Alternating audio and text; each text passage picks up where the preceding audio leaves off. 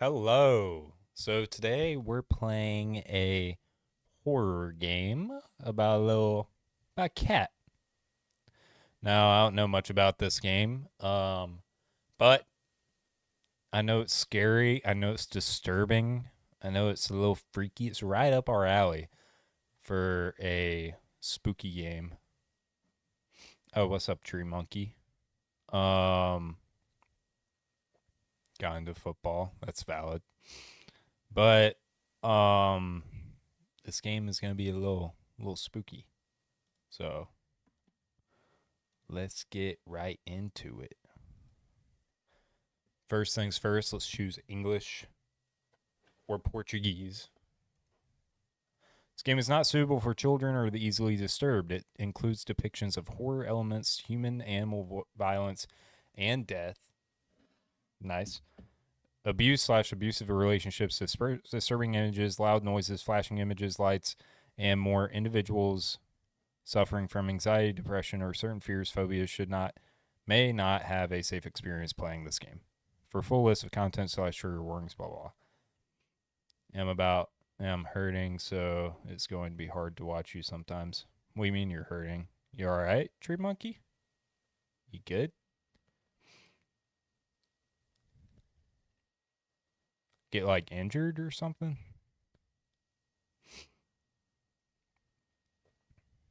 Please take care of yourself. All right. Preferences, question marks. Okay. Oh, breaking down because of football. What, do you play football?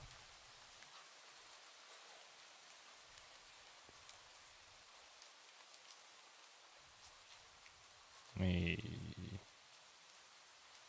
for a team. Breaking down for a team. What, you mean like the team you support or the.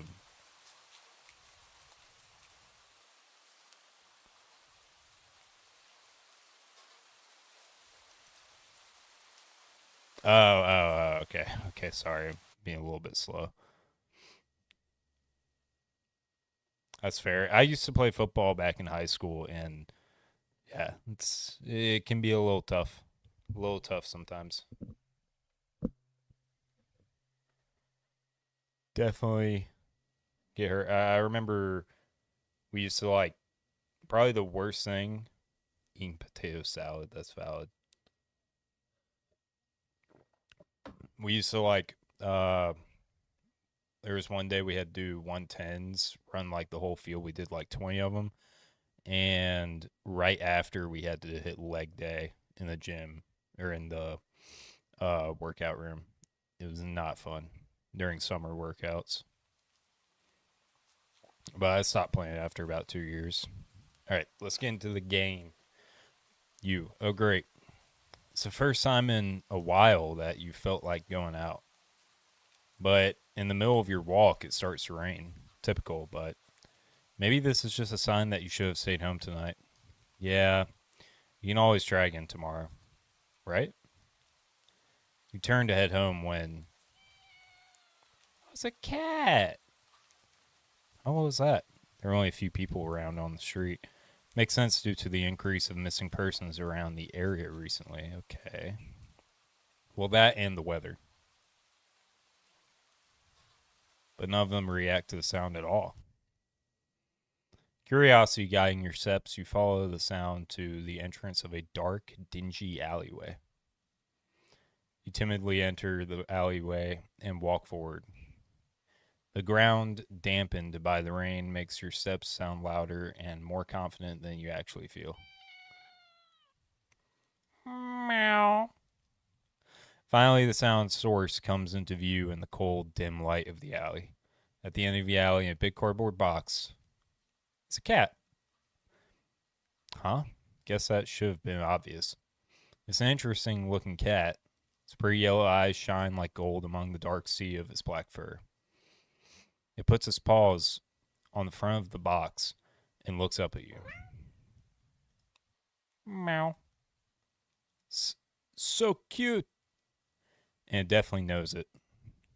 Never had much of an opinion one way or another about cats before. But if they're all like this one, it's a shock they haven't already found a way to rule the world. You don't think that you'd mind bowing down to a feline overlord. You look around the alley with a small frown. Who leaves cats in cardboard boxes these days, anyways? Wouldn't they just jump out and leave the box eventually? The cat doesn't answer you, obviously. Dumbass! What, do you think you can talk to a cat? Drinking milk. Tree monkey, are you a cat? Are you a cat since you're drinking milk? Drinking milk is valid, though. I'm an avid milk drinker. It also doesn't do as you suggest and leave the box. It's just looking at you, as if waiting for you to make the next move. All right. You know what? Let's listen to the game's title, and not take the cat home. With a sigh, you take a decisive step back. As cute as a cat is, you really can't afford to be taking a pet on a whim. Rent's coming up soon, and your job doesn't exactly leave you rolling in dough. You give the cat a sad nod. Sorry, good luck out there, okay? Turn around, leave the cat in the alleyway behind. Rain's picking up. Time to head home. Ending question mark. Not a fool. Easy enough. So that's the game. That's it. We won. We won. We beat the game. Okay. Take the cat home. You know what? You reach into the box and pick up the cat, holding it out in front of you. Why not? You're all alone, and well, I'm kind of in the same boat myself, so you bring the cat close. You didn't realize it was shivering until just then, but it slowly breathes easier as it presses into your chest. Why not stick together, right? At least for a little while. Cat purring. You think a little while will probably be more like a day. You'll be responsible and take it to a shelter tomorrow. But for now, let's get you out of the rain, okay? You stop by a small local pet store for some cat food, then head home. You live in a modest apartment. 1 bedroom, 1 bathroom. One you living alone in it. Okay? Okay. So it feels weird having another living being inside of it after so long, even if it's just a cat. After locking the front door and placing the cat on the floor, you watch for a moment as it curiously explores the new environment. Leaving the feline to its own devices, you set about making the both of you some dinner. Take out a can of cat food, open it with the tab on top. You put some cat food on a saucer and click your tongue to call the cat over to you. It perks up at your beckoning and rushes over. Looks at the plate of food and completely ignores it. This dumbass cat! Bruh, we go through the trouble of picking up this cat out of the rain. We go get it food. And then it doesn't appreciate the food. It doesn't even appreciate it. Come on. Not hungry, I guess. Yeah. Yeah, not hungry at all. You try not to let it annoy you. The cat doesn't understand the concept of money to appreciate that you spent your hard-earned cash on it. I get that, but try and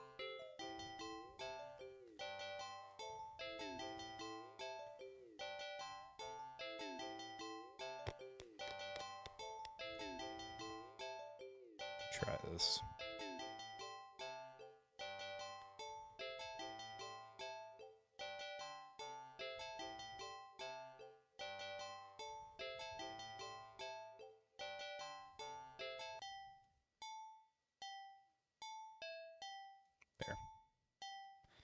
Okay. Camera was like getting flushed.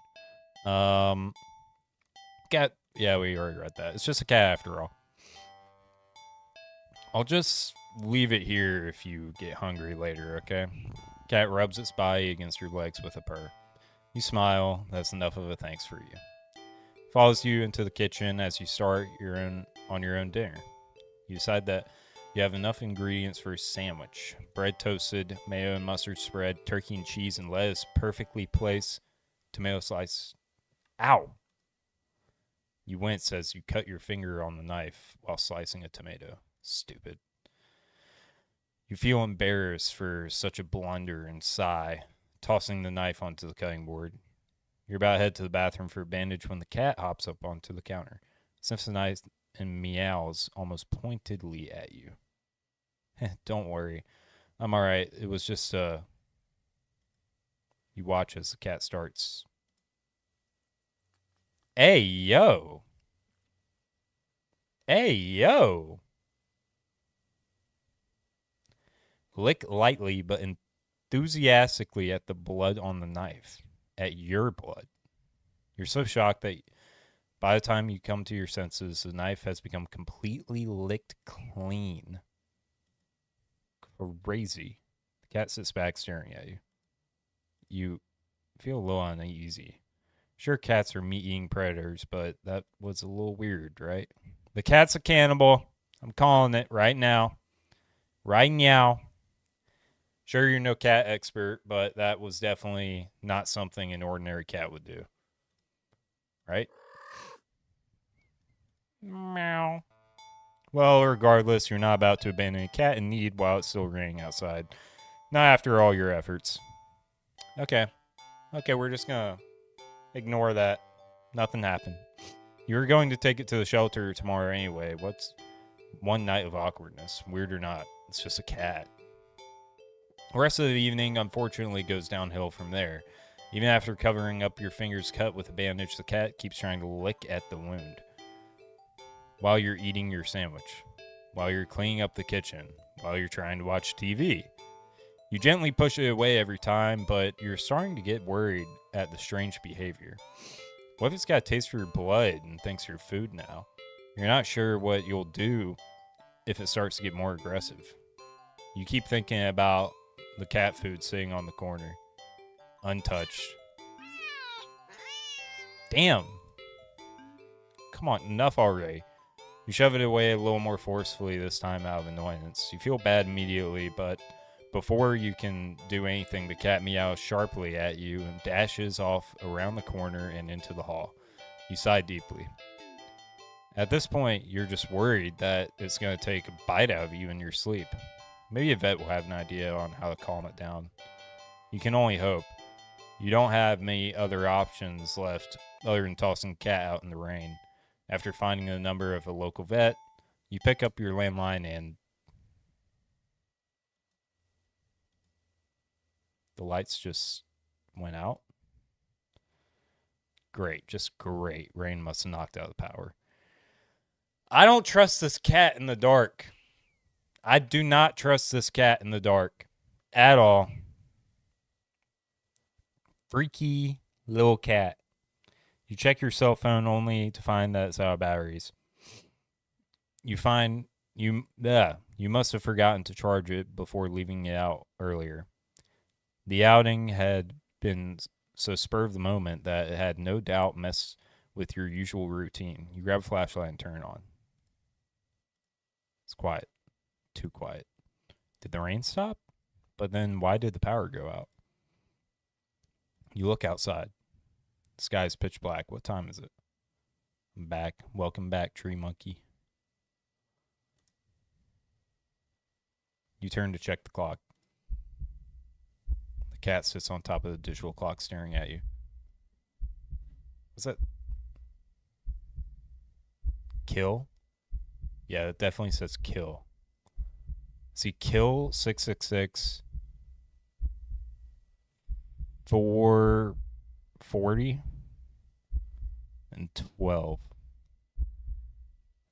Okay. Thinking now, you realize the clock shouldn't be working at all. Also help. Help what? Thinking now you realize the clock shouldn't be working at all with the power outage, but the numbers are lit up. Oh, yeah. Help on the clock. Yeah. Thinking now you realize the clock shouldn't be working at all. Numbers are lit up. It's going completely haywire.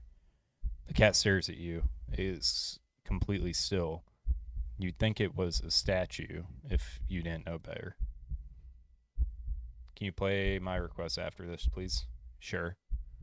What was your request again? Was it the Santee is home? Or Santee? I think Santee. Okay.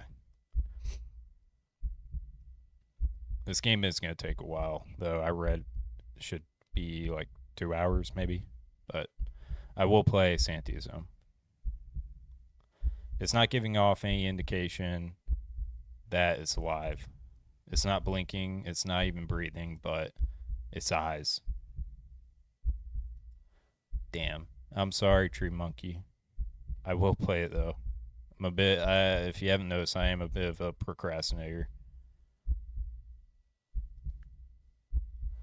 This isn't normal. You're afraid. You want to run, but you're afraid of letting the cat out of your sight. You consider tossing the cat out after all. But as soon as the thought enters your head, you feel a sharp urge to vomit. Those its eyes hold you still. Even your flashlight trained on it. Its pupils are large, round, inky pits. Oh nah, the flashlight's about to go out. Flashlight flickers. Oh nah. Fear immediately grips your mind. The silence punctuated with the rapid pumping in your heart is overwritten as your ears start to pick up the sound of static all around you. How's the clock working with no power? You don't know why such a question matters at the moment, but you feel as if having the answer will make sense of everything that's happening. The order will be restored, but no answer comes to mind. You back away from the clock and feel as if air itself coils tightly and abruptly in response, like a predator prepared to pounce, but waiting for your next move. But you're afraid to move. You're afraid to take even a breath. But you can't stay still forever, right? Whoever is watching you, you can already feel its impatience. It's too eager. You don't know how you know this, but you sense it as clearly as if it had whispered. Ooh. I don't like that.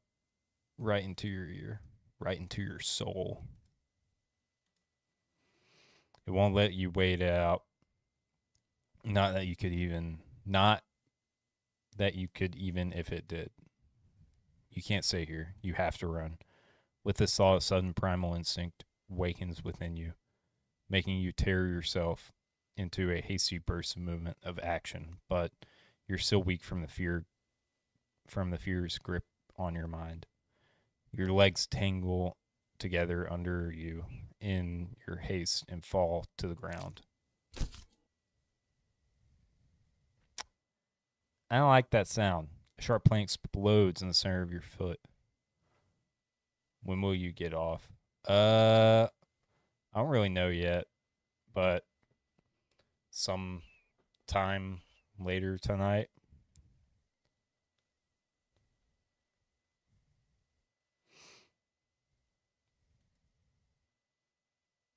At first, you think you've broken your ankle, but something warm and wet trickles down the length of your foot, pulling underneath it. You hear the sound of metal scraping on tiles after skiing across the floor as if it had been kicked.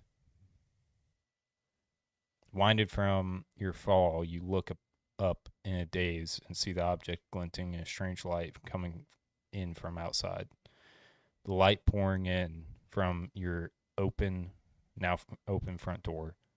Thoughts of how, when, who, what in regards to your inexplicably open door screech to a halt. As your brain finally identifies the metallic object you've been staring at, it's your kitchen knife. Okay, yeah, we've been staring at it for a minute. And still tinted red from your earlier blunder, but that's not right.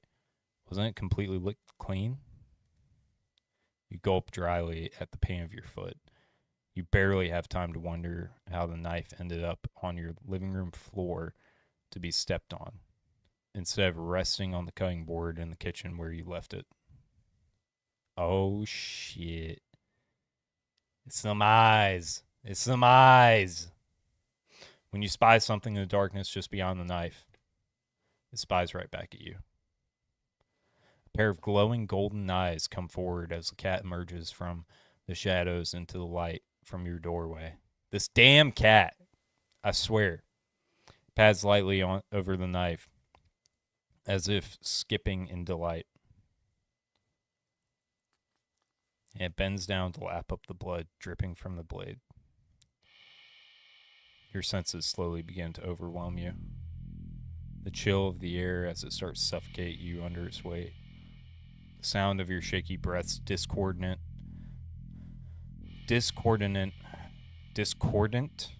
against the static now piercing your skull. The dryness on your tongue spraying to your throat. The incomprehensible sight of the stray you've taken in.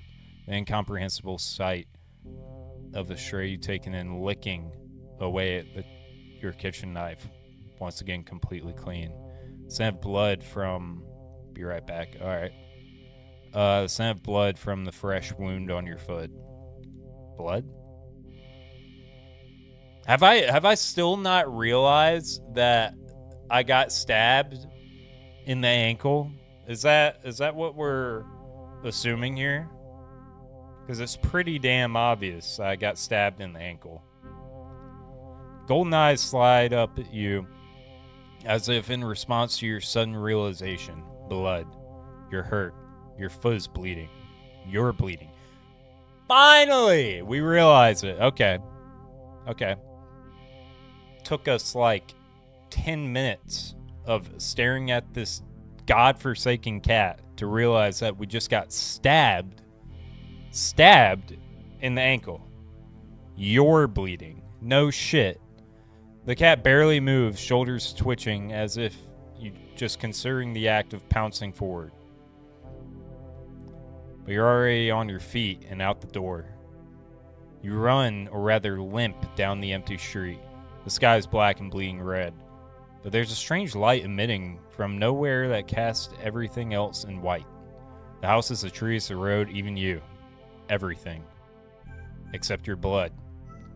You can just barely glimpse the body imprints your injured foot leaves in your wake with every impact it makes on the ground.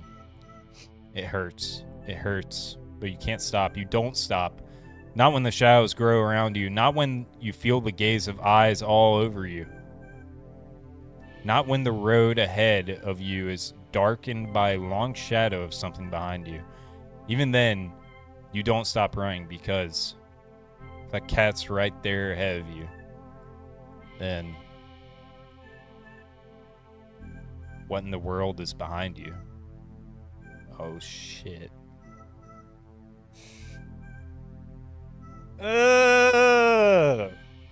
Okay, the cat is... Does it matter what I do? Does it really matter? The cat is in front of me. Something bigger than the cat is behind me, just staring. Then...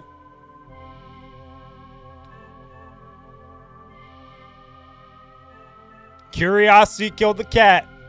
Curiosity killed the cat. Huh? Interesting. How very, very interesting. Ending 0 begins. What? You can't do that to me? Come on.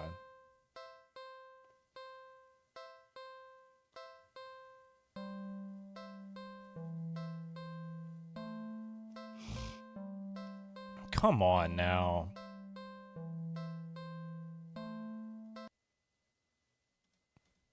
You're walking. Right, of course. It's the first time in a while that you've and you're actually glad that you did. Wait, what? What?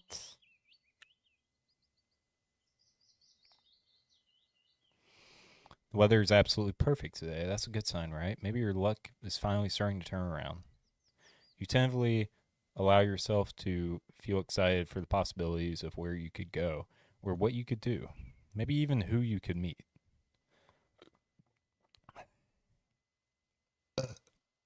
Had to burp. You're so deep in thought that you almost miss it. Huh? What was that? Curiosity guiding your steps, you follow. Okay. Are we playing as someone else? The sunlight only just manages to reach down in between the tall buildings on either side. You timidly enter the alley and walk forward, the loose gravel and scattered debris on ground softening your steps. Finally, the sound source comes into view, almost the ethereal light of the alley. At the end of the alley, in a big cardboard box, say it with me now, is a cat. So are we playing as someone else now? Guess that should have been obvious. Well, no shit. We hear meowing from an alleyway. What was it? Was it a little demon? Maybe. Could be. It's an interesting looking cat. Its pretty yellow eyes shine like gold among the dark sea of its black fur. It puts its front paws up on the edge of the box and looks up at you. Meow.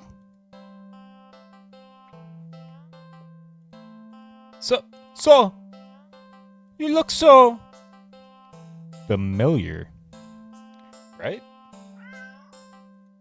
Meow.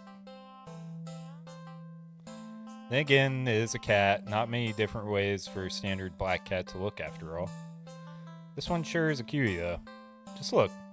Yo, what is it? The devil makes himself beautiful to attract. Something like that. It's not glaring at you or hissing at you for getting this close like other stray cats have in the past. It's just sitting there patiently, waiting for you to do something. No.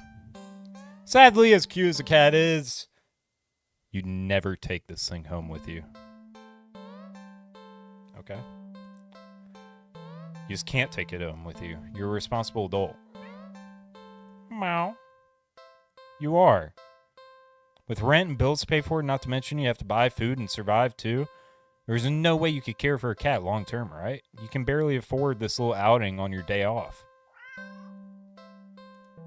What to do? What? What's this? You're not Ray.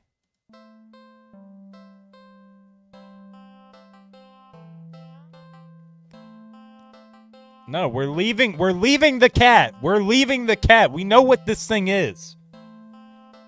You don't think it's a good idea to get cat soaps up of having someone look after if you're not willing to commit? What if it gets attached and someone somehow tracks you down back to your home? You never... Okay. Sorry, see you around, I guess. You stand up, cat watching your every move. Make it halfway out the alley when the cat meows almost pitifully at you. Meow, meow, meow. Ignore! We're staying strong! Nope. You need to nip this in the bud and get on with your day. It's what's best for both of you. You leave the alley and continue on your way. Wait, what was I doing? All the excitement of dealing with your furry dilemma. You had forgotten you still hadn't decided on what you were going to do on your day off. Oh. Yo, let's go to a dog park. That's... real ones know dogs are better than cats. Come on. You decide to take a stroll in a park or something. The only one within walking distance nearby is a dog park. You think it will make you feel better. First you get to see a cute cat today, and now you'll get to see a cute dog. Several of them, in fact. Park is bustling with owners and their canine companions, playing frisbee, fetch, running, jumping, even napping. Such cute... whatever. Like you'd want anything to do with these mangy mutts. What's wrong? You didn't think that. You decide to move on. Dogs are all so adorable. You want to pet every single one that you come across. But you know not all owners are cool with strangers just walking up and manhandling their pets. Not all dogs appreciate it either. So you stroll around the path, trying to exclude a welcoming or that will beckon one of these cute doggies to you. You don't have to wait very long. Hey, it's a dog. It's a cute dog. You stop at the smallest, cutest puppy you have ever seen, scampers up to you, blocking your path. What are these options? Eat the puppy? Let's pick up the puppy. You pick up the puppy and... Oh, there was a timer. Hold on. Barely managed to rein in the reflex to throw the puppy as far away from you as possible. With shaking hands, you quickly place the puppy on the grass and take several jerky steps back. The owner seems confused by your reaction to their puppy. But you just wave at them in a daze before hastily stumbling away. You're not feeling so great about being at the park at the moment. Maybe you should leave? No, let's stay. Let's stay. I stand on business. We're staying in the park. You stay at the park. You try to calm down by watching all the dogs from afar as you walk along the path. But every so often, one will run up to you. And when they do, they look wrong. Their owners don't seem to notice. You find a bench and sit down for a quick break, closing your eyes. Maybe this wasn't the best idea after all. Maybe you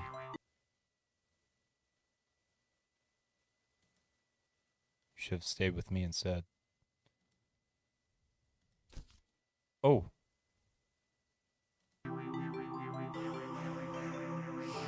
You're broken out of your thoughts when something lands gently on your lap. You look down and see a frisbee on your thighs. Hey, sorry about that. Can you throw it back? You look up to see the owner waving at you in the distance, but more importantly... A series of excited barks jerks your gaze forward, and you see a large dog sprint towards you.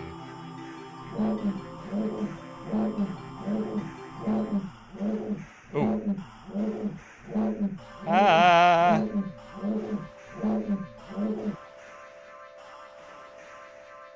A series of excited barks jerks your gaze forward, and you see a large dog sprinting towards you. Hey, hurry and throw it back. Oh, throw it. You throw a frisbee, and the dog runs in the opposite direction, jumping and catching it right out of the air. Impressive. The dog and the owner walk up to you. Thanks for that. You can pet him if you want. Dog looks up to you, eager for its reward of pets and pats for catching the frisbee. Should I? No, we're not leaving! We're staying on business. We're paying the dog. Really? Are you sure? I'm warning you. Do not touch that mutt. Or you will regret it. I'm doing it. I don't care.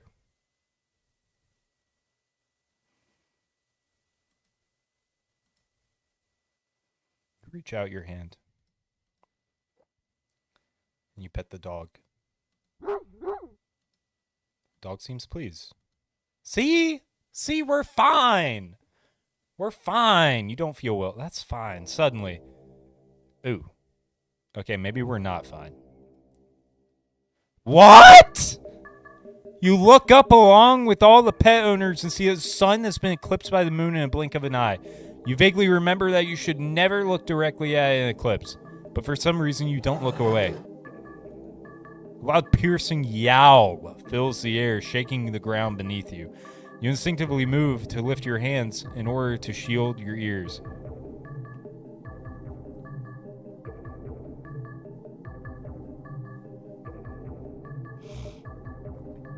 But the hand that was cautiously pressed upon the dog's head comes away with some resistance. Resistance like sticky slime, almost cementing your hand to the dog's head. Slime stretches with your movement. The dog's head stretches with it too. The canine begins to just melt. It melts. It melts.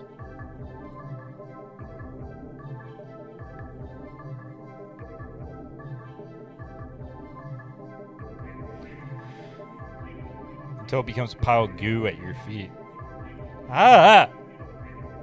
You dazedly look around for the dog's owner, only to find an empty pile of familiar clothes where they once stood. You see similar pieces of clothes next to piles of goo scattered all across the park's open field. All the dogs, all their owners. The melted goo of the dog in front of you. Then starts to move with the shudder.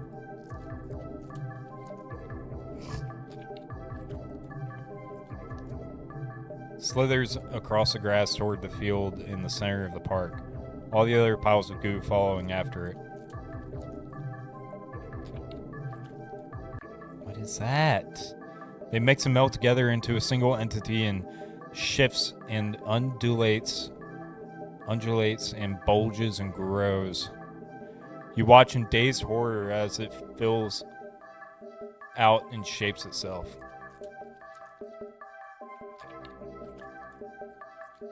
Oh, it's a dog! It's a dog! Into a behemoth of a dog. What is this, Elden Ring? Snarling and frothing at the mouth. Red eyes frantic and searching. Before the glowing orbs land directly on you.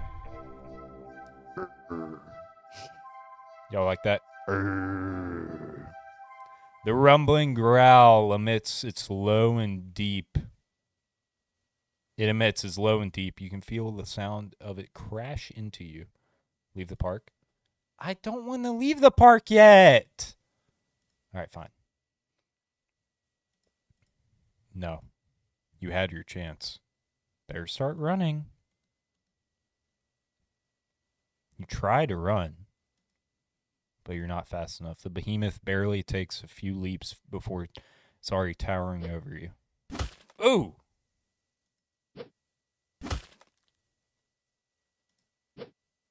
Again? Tears you apart until there's nothing left. Ending 21, dog person. I just like dogs, man. What? Is that bad? Page 1. If I hit continue. You're walking, right? Of course. It's the first time in a while you felt like going out. And you're actually glad that you did. The weather is perfect today. Okay, so it's all the same. Let's take the cat home. Well, why not? Right? You barely reach out your arms before the cat eagerly leaps into them and climbs up and onto your shoulders. Nice. It butts its head into your temple, nuzzling against it. Aw. You can't help but smile at the cat's enthusiasm. Let's get you out of here, yeah? On the way home, you briefly consider getting cat food. But that would be a waste of time. You shrug at the odd feeling and move on. You live in a modest apartment. 1 bedroom, 1 bathroom. You living alone in it, so it's weird having another being, even if it's just a cat. After locking the front door and placing the cat in front of you, you wait for it to walk away and explore the new environment. But it simply sits looking up at you expectantly. Let's play with the cat. Let's play with the cat. What's the worst that'll happen, right? Like what? Oh, oops.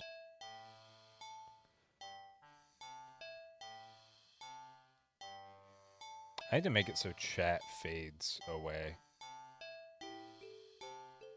But whatever.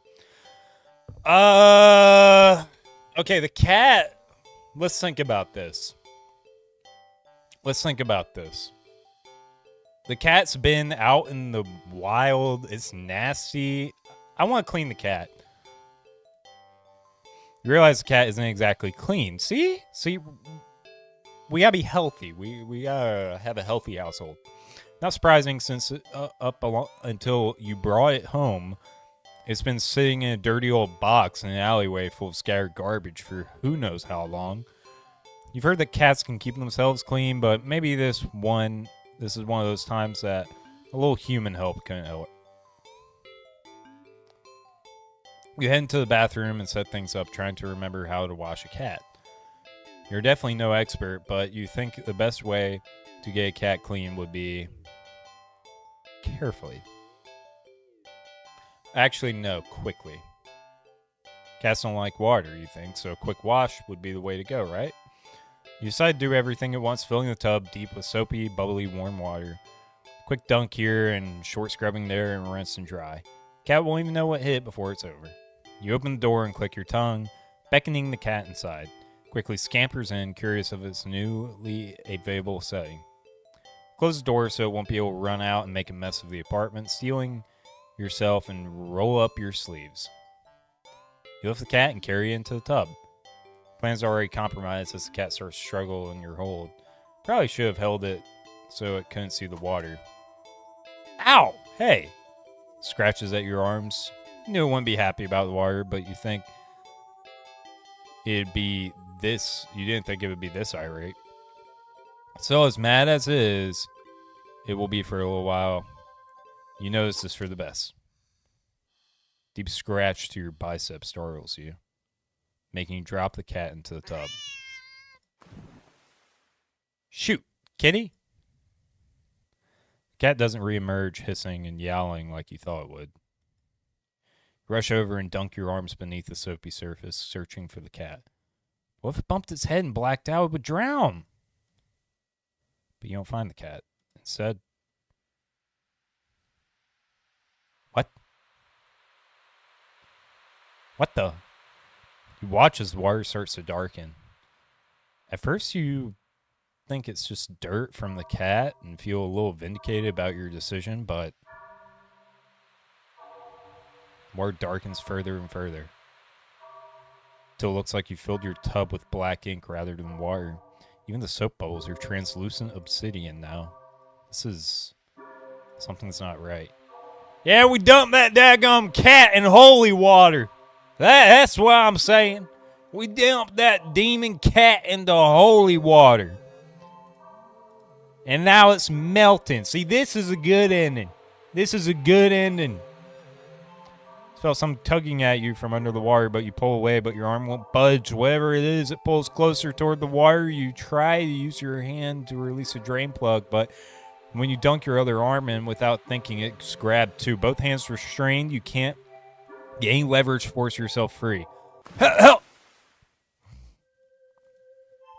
Okay. We might be in hell. We may have just got dragged into hell. You're dragged down and down, down. Yep, we did. Great.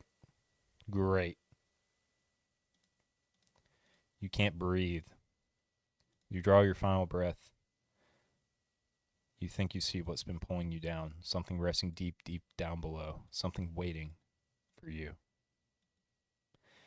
Bath hater!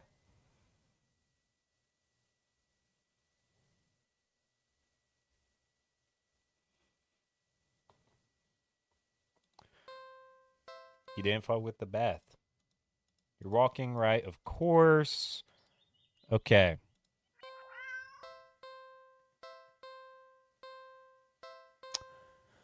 So cleaning the cat was not the move.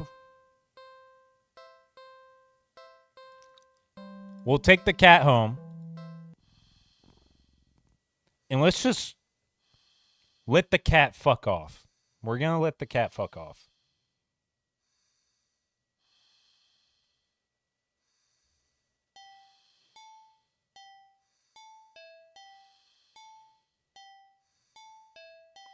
We're going to let the cat fuck off. Like what?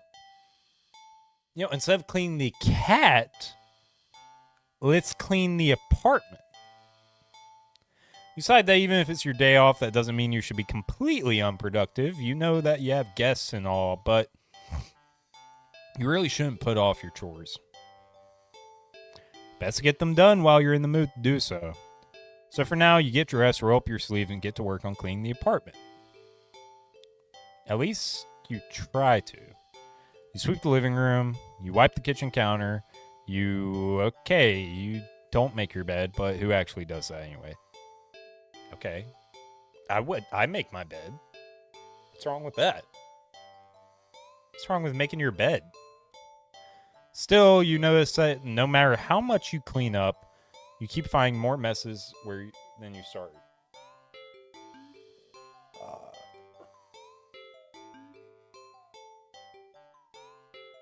Why is bruh?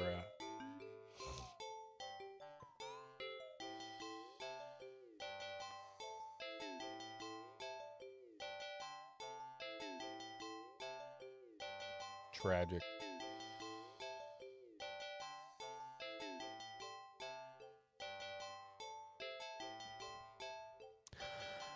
Keep finding more messes than where you started. You peek over the cat. You suspect that it might be the culprit behind this mystery, but every time you rush to check on it or catch it in the act, you always find it napping in the living room. Look, I'm gonna do something real quick.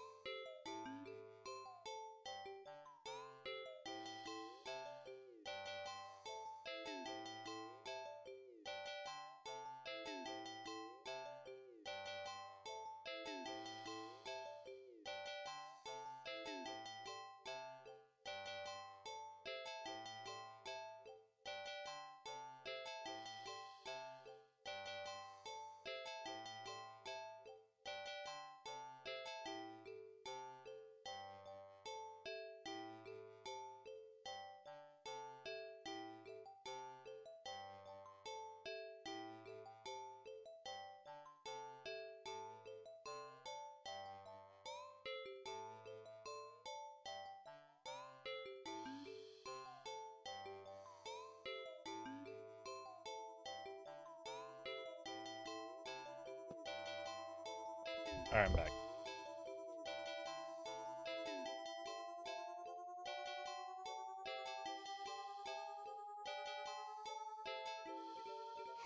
Okay.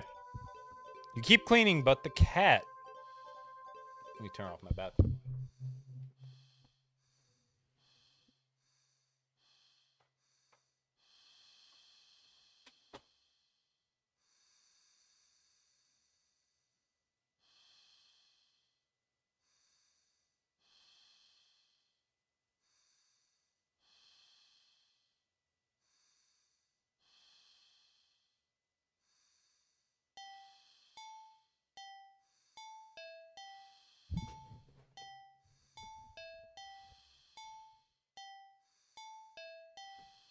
Okay.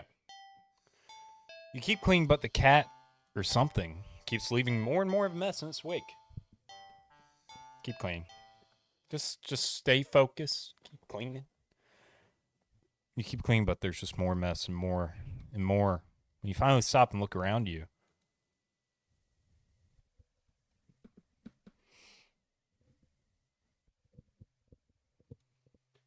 you don't even recognize your home anymore. There's piles of junk everywhere. Do you even know how? Do you even own this much stuff? You don't remember ever buying and receiving most of it. The piles tower over you. You feel claustrophobic. The stench of garbage is overwhelming, despite your hands feeling raw from all the cleaner fluid you've been using. Your eyes still burn from the bleach. You need some air. You need to just get out of here. Crack. You hear something crash and see a teacup you're certain you don't own smash on the floor. You look up and see the cat perched on the teetering pile of china and kitchen appliances. It carefully nudges another teacup from the pile, sending it careening to the ground. But you don't even flinch after it shatters. Instead, you start to chuckle. Suddenly you're laughing. It's so hilarious. The tears start running down your face. I knew it. I knew it was you. You did this, didn't you? You pick up the largest piece of ceramic from the broken teacups. Didn't you? And throw it at the cat. Cat dodges by leaping off the pile. Okay. Almost just took out the cat. That probably would have been the best thing to do. Just end it. Then in there, the pile sways. It sways. It's falling. It's falling towards you. Crash. You can't move. You're buried. The pile fell on top of you. Broken shards of fine china, sharp utensils are piercing your skin, your organs. Your bones feel loose and limp, crushed under the heavy appliances. Warm liquid pools under you. With the last of your strength, you listen to the cat. Pads over to you before laying down and purring sleepily. Purr, purr. Yeah. Nap sounds pretty good. Ending 1, a not so clean getaway. Okay.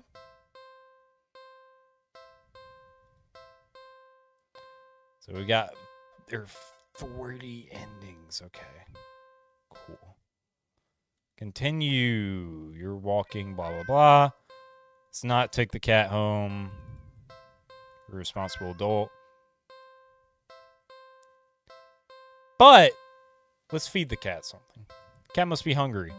Can't imagine that it has had much to eat since it's been attached to the box that's in. Though it doesn't exactly seem malnourished either. Surely it must have left the box to search for food then. For some reason, something in the back of your mind tells you that's not the case. And not to think of it any further. Well, either way, you can't exactly enjoy your day knowing you left a hungry cat. Especially when you could have done something about it. So, what do you do about the hungry kitty? Not yet. So what do you do about the hungry kitty? Let's check our pockets. You dig into your pockets. You find a small piece of string in your left pocket. Not very helpful. String is far too short. An eager and excited cat leaping for it could easily lead you to get being bitten or scratched. In your right pocket, it's a bar of chocolate. You find a chocolate bar? It is. Nope. It's not even expired. Quite the find indeed. You're about to offer it to the cat when suddenly you're hit with guilt as you remember something gut-curling. Chocolate is toxic to cats. Oh my gosh, you resist the urge to vomit at your near mistake. Feel so guilty, you throw the chocolate bar away in a nearby trash bin. An almost cat killer doesn't deserve chocolate. Okay, Way to be a little melodramatic. A little bit dramatic there. You go back to the cat, barely able to stand its innocently oblivious expression. Meow. It doesn't even know that you almost. I'm so sorry. I don't even know what to say. You're a horrible person. You know what? Stay there. I'll be right back. You leave the alley. Return with a whole fish? We bought this damn cat a whole fish? What? Okay, this cat can fit in a box. It does not need a whole fish. The nearby grocery store is a bit pricey, but it's the least you could do. Cat eagerly accepts your offering, munching happily at the fish after you place it in the box. You want to smile at the sight, but you just feel so awful. Sorry again. Cat seemingly pays you no mind as you slip back out of the alley. Not feeling like you deserve a peaceful day, you decide to just go back home. Meow. On the way home, you notice more cats than usual watching you from their hiding spots, but you try not to think about it. Can't help but wonder if they know what you'd nearly done. But it's not like you meant to hurt anyone. We didn't do anything! We didn't do anything! Right? We did nothing. We stopped ourselves. We did absolutely nothing. Okay? Why are we tweaking? Why are we tweaking? We did nothing. We didn't do a damn thing. And now, okay, whatever. Whatever. You finally reach the apartment building. You're about to unlock the door when you look behind you. You only see dozens of cats standing there, looking at you. Did they see you feeding the cat in the alley and thought that you had more food, all of them? For all of them? I'm sorry, I don't have any more food for you. None of them move an inch. You're starting to feel a little unnerved when finally a single cat pushes its way to the front and...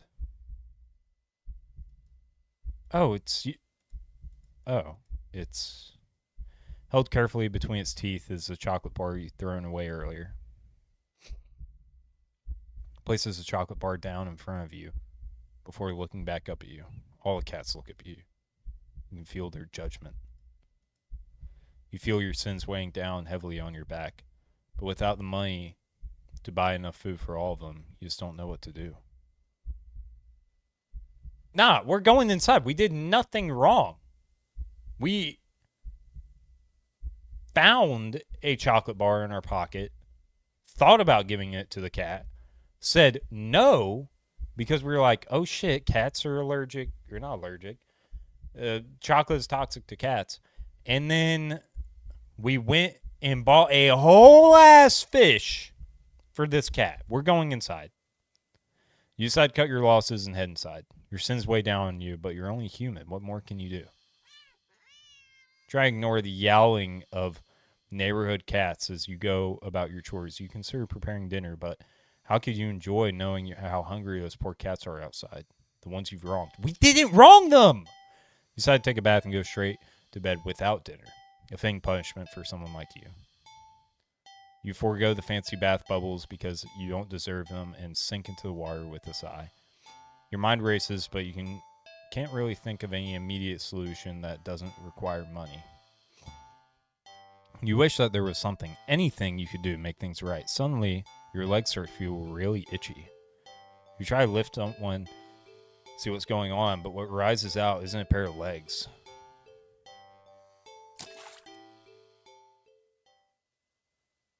The cats are going to eat us. Fishtail. You start to feel dizzy at the sight. Maybe you're hallucinating from stress. You try to climb out of the tub to cool your head, but instead of your hand rising up to brace itself, a wet fin stretches out to plop on the rim. It's too weak to hold your weight and your sorrow by the sight. That you slip and smack your head on the side of the bathtub, passing out almost immediately. You're awake, you think, anyway. You open your eyes. You're underwater? You must have slipped beneath the surface of the bathwater. You gasp instinctively. Except not really. bubble simply floats out of your mouth, up, up, up to the surface. You're broke as heck, so you know your bathtub isn't that big. Did you shrink? But how? And even if there was a reasonable answer, it wouldn't explain how you haven't drowned yet. You swim to the edge of the bathtub to see truth in your shadow silhouette. You've been turned into a fish? This is impossible. You get any time. Okay, I'm assuming, yep, the cat comes. And then you realize that this is the answer you're meant to atone. With a heavy heart, you swim up to the surface. Yeah, we get eaten. We get eaten. Flop around gasping for air or water. Realize the cat wasn't alone. Dozens of hungry eyes peer down at you. You can hear the yowling of what sounds like 100 cats outside your bathroom window. You send one last look to the cat before closing your eyes and accepting your fate. Cat senses upon you. You're smoring the fat. That you're not even big enough to feed them all. Why is that? Like, we did nothing wrong. You couldn't properly atone? All of it amounted to nothing. Seafood sacrifice. We did nothing wrong! Crazy.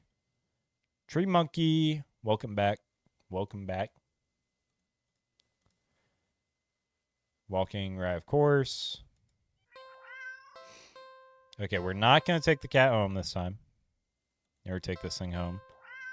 And we're going to leave it. Ignore the cat. And instead of the dog park, let's just go watch a movie.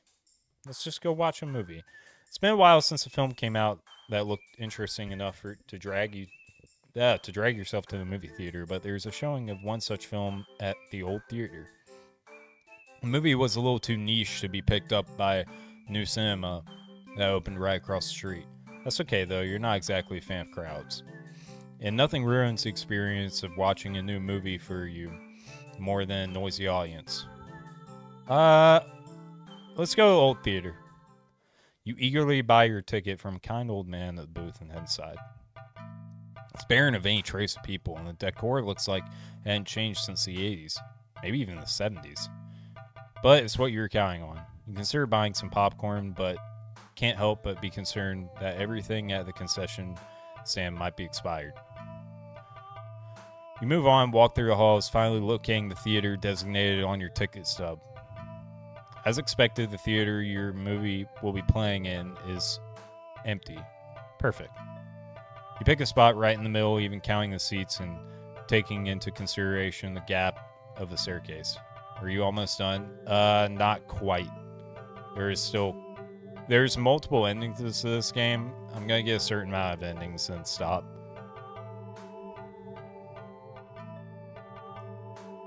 Nope.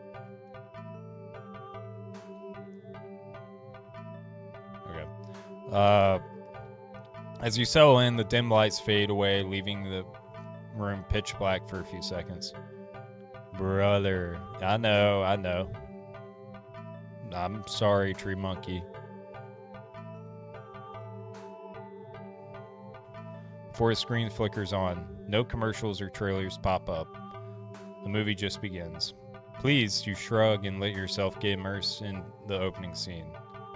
But just as you're getting into the premise, doors open behind you, momentarily casting light into the room and ruining the atmosphere. You hold in a frustrated sigh. It's a public establishment, after all. The place can't exactly afford to stay open if you're the only customer. You try to refocus on the movie, but you sense the presence slowly shifting around the theater before heading in your general direction. What? You gape in utter disbelief as the stranger shuffles down the aisle and only to sit right in front of you. There's no one else here and plenty of spaces to sit. The stranger is also unusually tall. Even with the stadium-like arrangement of the seats being on a somewhat steep incline, they're completely blocking your view. let's confront him. Let's confront him. You hate confrontation. You already feel your palm starting to sweat at the idea of it. Your throat's closing up and your body starts to shake. You've always been more of a flighter than a fighter, but you paid for the ticket. You wanted to watch this movie for ages, and now this total stranger ruined the experience for you. You're all alone in this theater. There's no one who will help you if something goes wrong, but you're angry enough that you ignore the signs of your body begging you to put as much distance as you can between yourself and the stranger. You stand up, even standing at a higher up incline. The stranger is still at least a head taller than you. The movie continues to play in the background, but you feel as if a hush immediately falls heavily over the theater as your movement, as if you can sense the stranger anticipating what you plan to do next. You square your shoulders and force a little bass in your voice. Hey! The effort makes your words come out more harshly than you intended, like a sudden and vicious bark, but you figure they deserve it anyways. You're being a real jerk, you know that? Just where are you playing at, huh? Are you trying to piss me off? Silence that follows your words is deafening. So much so that you glance at the screen to find that the movie has paused. Your attention is ripped back to the stranger in front of you as they shift slightly, like a small animal trying desperately to anticipate the moves of a predator. You don't move an inch. You don't look away. You don't dare to blink. Instead, your eyes widen as the person's head turns, and turns some more, then turns more. Beyond what should be possible, neck bones cracking to face you directly. You can't move. Wide, glowing eyes resting above a wider, grinning mouth gaze down at you. The stranger opens their mouth, and what comes out is something impossible to comprehend. Okay.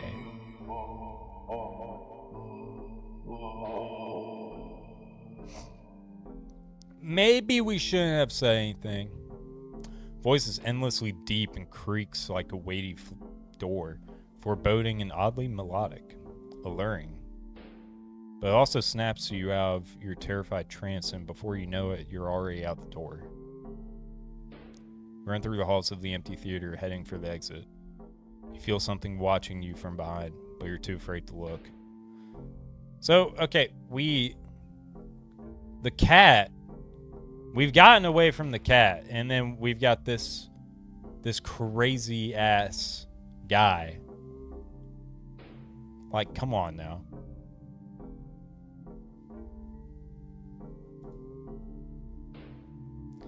The exit now in sight, you sprint forward and burst through the doors. You look around frantically and spot the crowded cinema across the street. People, that's what you need, safety in numbers and all that. Without thinking, you rush into the street when a sinking sensation crawls down your spine, compelling you to look behind you.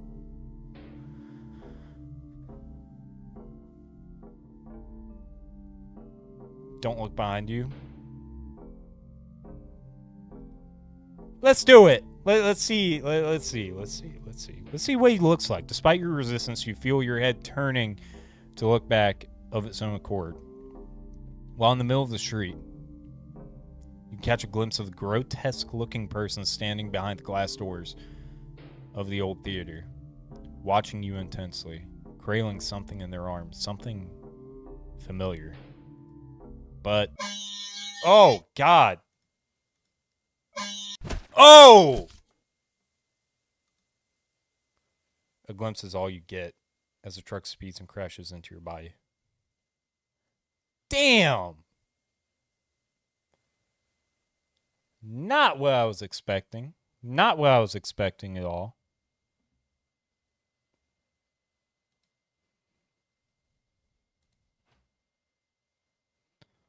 Hold up.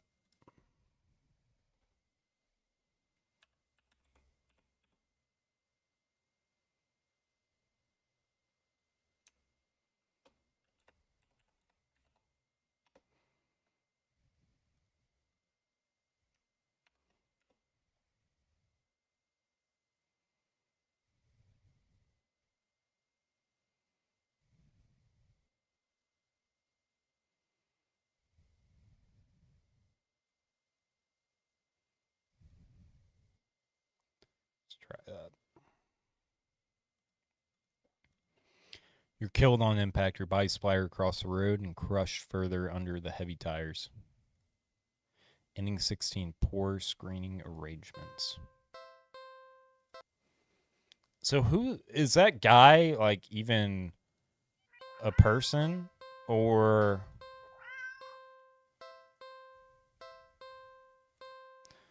like what is he?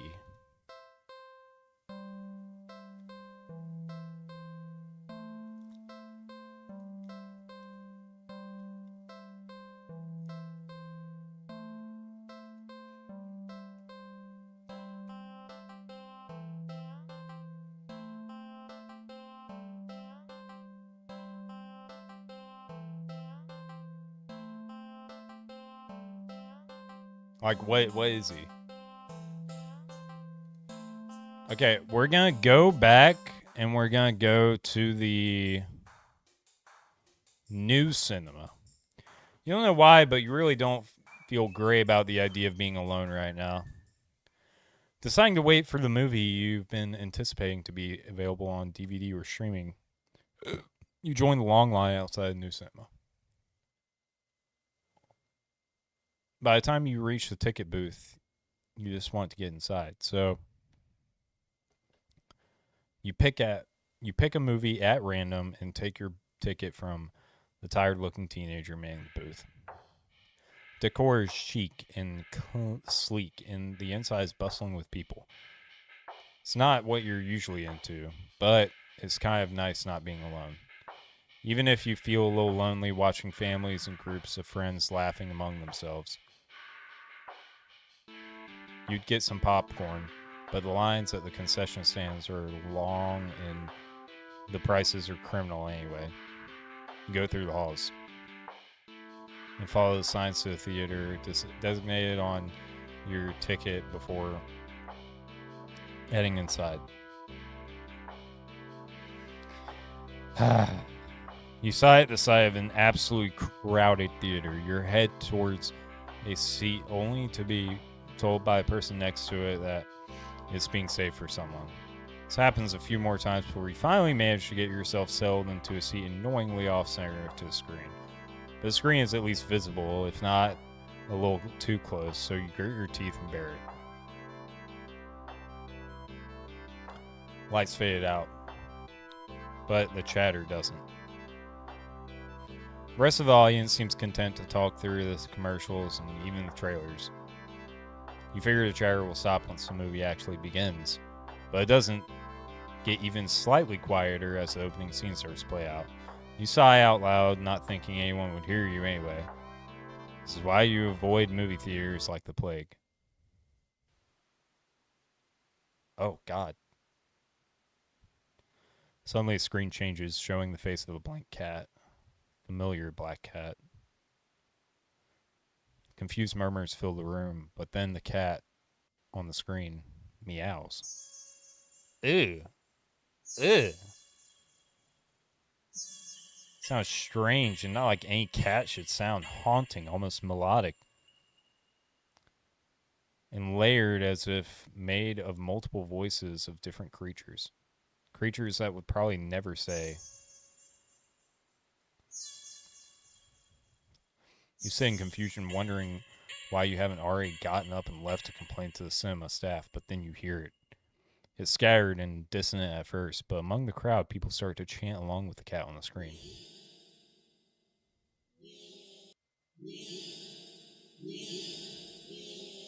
Soon the entire room is chanting in perfect unison, everyone staring intently at the cat on the screen.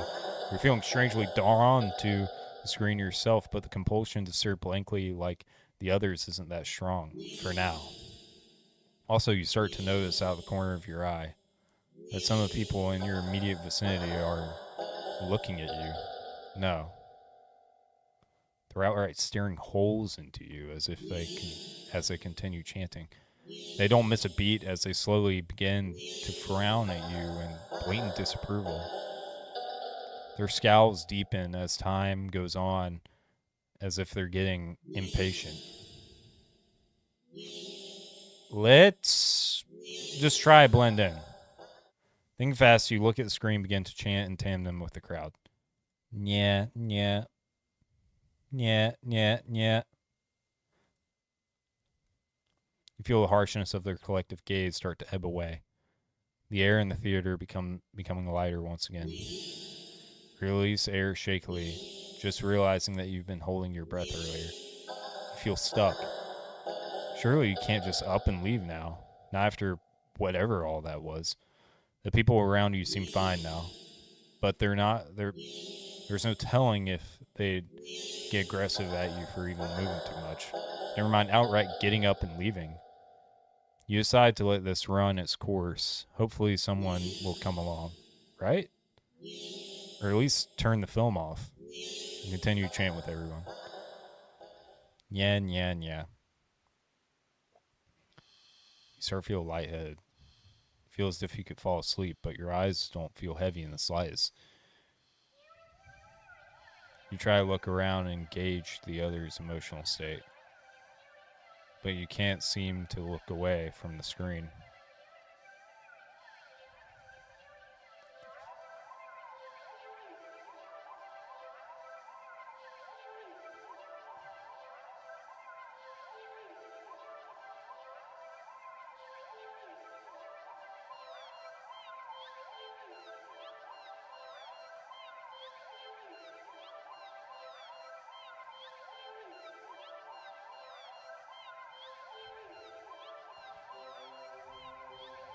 You try again, but you're still locked into eye contact with the cat on the screen.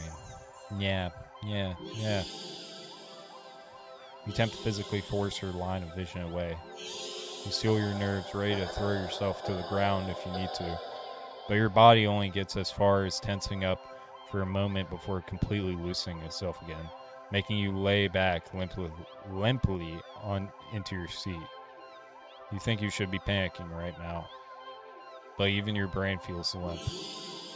Your thoughts, a vaguely muted pastel pink, very sickeningly sweet and loosely spun, like cotton candy. You like cotton candy. You think that you shouldn't mind your thoughts and body being cotton candy either. Uh, so why get up and ruin that? It's nice here. You're more at peace than you ever felt before in such a crowded room. Still chanting. You've never felt so aligned and in tune with another person, let alone with an entire room of complete strangers. You're not alone. Out of the corner of your eye, the person next to you starts to sink back even further into their chair. They sink even more, then more. Not like they're slouching or reclining, more like they're, oh, deflating. Their skin bunches up in wrinkles like fabric as their muscles and bones have started to disintegrate. Their eyes dim before sinking into their sockets. Their mouth, still attempting to chant, falls open over a cut off yeah. Gaping as the word ends in an awful hiss, a final weak release of air. You muse thoughtfully about whether or not you should be distressed at the sight. But even then, the blanket of peace doesn't leave you. Suddenly, from the pile of skin and clothes next to you, you see a lump moving around. You watch in dazed fascination as the lump makes its way to the part of the skin where the head used to be, and from the mouth crawls a tiny black kitten. Aw, so cute, so cute. Your familiar hissing sound all around you now as unified chants start to fade and replaced with faint mewling of kittens. Finally, your voice is still the only one chanting, still human, alone again. You want that. You can't go back to that. Not again. Not again. Please. Just then, you go completely limp. Your body feels light, but it might as well weigh several tons. Because you realize quite suddenly that you can't move. Not an inch. You can't shift your eyes to look around. You can't breathe, but somehow the chant continues to creak weakly from your mouth. Yeah, yeah, yeah. A few kittens come forward and perch themselves on chairs around you, watching your sinking body, mewing as they wait for their youngest sibling to emerge from you. Dozens of glowing eyes peer down at you. As your eyes start to cave into the sockets of your softening skull, you manage to make out a silhouette of a familiar cat perching on the seat right in front of you. Your vision finally fades, and that same hiss of air expels from your mouth. The last thing you sense is something small and alive shifting eagerly under your skin. Ending 18. Happy birthday! Nice. Nice. Just a cat's birthday. Nothing wrong with that. Nothing wrong with that. Let's see what happens when we go to the movie, go to the new cinema, and try leave. It's too weird. I need to get out of here. Gathering your courage, or perhaps putting your fear to use, you stand up, fully intending to leave the theater. Everything comes to an abrupt stop. All the chanting stops, even the cats chanting on the screen. You tense and risk a glance around the theater. They're all staring at you. Every single one of them. They're not moving. They're not even blinking. You swallow, throat suddenly dry, even through a nervous sweat completely soaks through your clothes. You highly doubt that sitting back down will fix the situation. Your legs are shaking under the audience's unnaturally intense scrutiny, but you force yourself to step forward and forward and forward until you finally reach the end of the aisle. You feel their collective gaze even worse on the staircase. All their heads have turned uncomfortably to the left to look directly at you. The screen illuminates their faces, making clear their blank scowls. They seem even more upset than they had been minutes ago. Identical frown lines digging between their brows. You keep going, the heavy atmosphere becoming more and more oppressive with every step. You're so tense in anticipation that you fully expect someone to grab you from behind. But no one does. You don't hear any of them get up. You exit the theater holding your breath as the doors close behind you. You briskly walk through the halls, putting as much distance as possible between you and the theater full of people. Finally reaching the lobby, you just barely manage to catch yourself from falling on the floor as you gulp in huge gasp of air. You expect to feel relief as your breathing calms, but you feel a lingering sense of dread that only spikes once you finally notice it, as well as its source. You look up and your stomach sinks.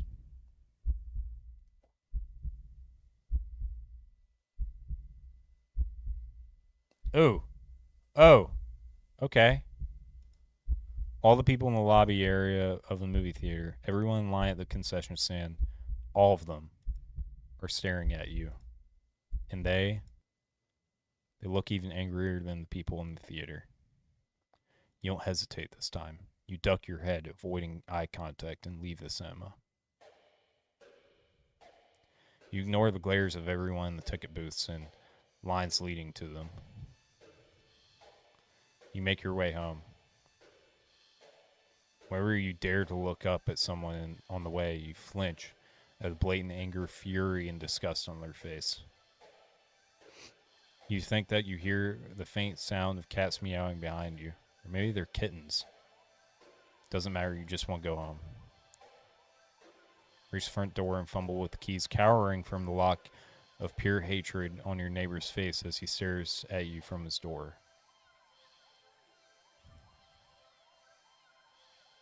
Finally, you get inside your apartment, lock all the locks on the door, and slide down with your back against it till you're sitting on the floor. You allow yourself a moment to breathe. Now home, your heartbeat calms and your fear slowly bleeds from you, leaving you feeling strangely empty. You pass the kitchen, head to your room, and slip under the covers of your bed, trying to fall asleep. Maybe it's all just a bad dream. As you fall into a fitful sleep, sure to be full of nightmares of glaring eyes, you try to ignore the ever-increasing sounds of cats meowing and yowling in the distance outside your apartment. Ending 17, Black Sheep. Okay, so we didn't die. Cool. I consider that a win. Like, that's a dub. Okay. Now, let's go to the old theater. And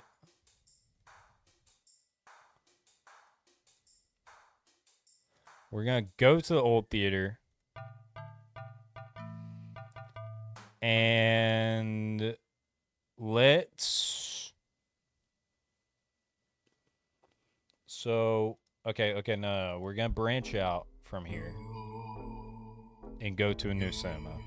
Refusing to even risk a peek over your shoulder, you rush across the street to the new cinema. You didn't even realize that you've been surrounded by it, leaving you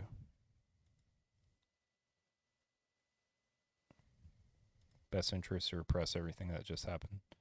Oh, so it just. Okay. Cool.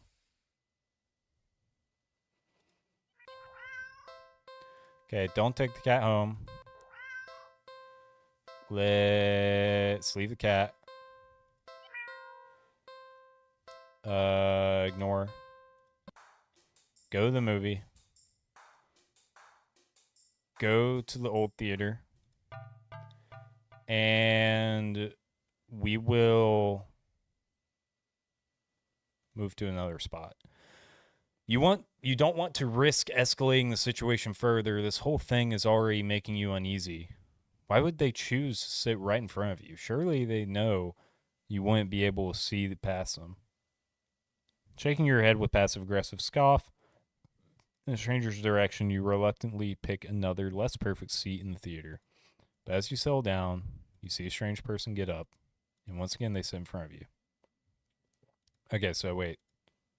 Do we have to confront him? Is this just a loop? Ignore that. Ignore that. I don't know if the mic picked that up, but. Okay. So we have to confront him.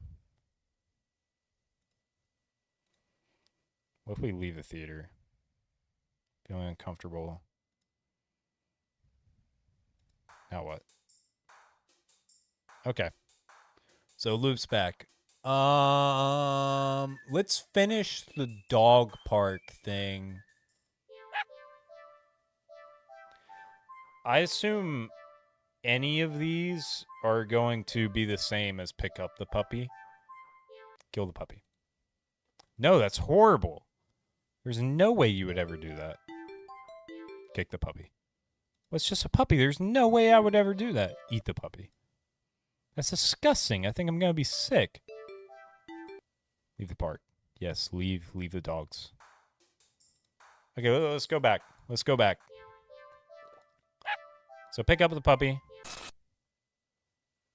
Drop it. Terrified, you drop the puppy on the ground, practically throwing it from you. You immediately feel horrible, wincing in guilt with the tiny yelp it releases upon hitting the ground. The owner shoves you aside with a cutting glance and storms away with their puppy. I'm sorry. You call out, but they don't talk back or respond. Not that you expected them to. You deserved it. Okay. Let's stay at the park. Leave. Good. And don't come back. Okay, I think there's only like one ending that happens there. So let's go to the carnival.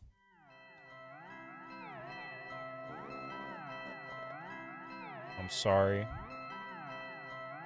I ripped ass again. It's been a day at Carnival. Ferris wheel, roller coaster, ferry boat. Rides you've been on before. Hoops, coin toss, balloon darts. Games you've played before. Funnel cake, popcorn, cotton candy, food you've eaten before. All the things you've enjoyed before. You're surrounded by groups of people all having fun together, laughing, playing, eating, taking pictures, making memories, and then there's you. The sun hasn't started to set, still high in the sky, but it will soon. You start to wonder if maybe you should just go home for the day. When you stop in your tracks. You see something new. An attraction you've never seen before. A maze of funhouse mirrors? It sounds kind of lame. There isn't even a line to get in. But then, what else is there to do? Let's do something else. We'll come back to it. There's got to be a better way to spend your day off than wandering around staring at weird mirrors. Okay. We'll go back to it. Enter the maze. You enter the maze. A few rooms in, and you notice that the mirrors aren't all weird. Some just show you looking back at yourself. A little bored, a little tired, and so very, very... Maybe this was a mistake. Why do you think going in a maze of mirrors was a good idea? Even if there's a new experience. I can't do this today. You turn around and head back the way you came. Only to bump into a mirror. What the... Where's the exit? You try again, only to find another mirror blocking your way. By the time you turn around, you're realizing the way you came is completely gone. Okay, don't panic. I just have to keep going forward, right? You step through the only opening you can find, nearly trip over something on the ground. You bend down to pick it up. What's this doing here? Your hand rests on a warning-looking flashlight. Curious, you flick it on. Huh? Light doesn't look very... Crap, the lights. Did the power go out, or did the attraction operator forget we were in here? How long have you been here, actually? Pull out your phone, check the timer, maybe call the police. Your phone's dead. Grip the flashlight in your hand. The light emitted earlier was dim enough for you to know that there's probably not much juice left. Best to reserve it for the worst case scenario and feel your way out. Yeah, you can do this. You take a calming breath. Well, forward we go. Hello, daring adventurer. Who said that? Welcome to the Mirror Maze. Would you like to know how to navigate the maze? No, but I have some questions. What would you like to know?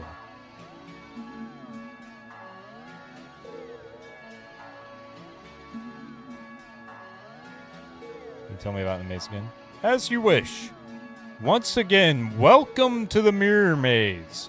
You're in a bit of a jam, but don't worry, you're in good hands, or rather, good paws. See these little cuties here? They'll be doing their best to guide you through the maze. Aren't they generous? When you enter the room, the emergency light will flash, letting you see the paths before you for a second. And also what lies beyond them.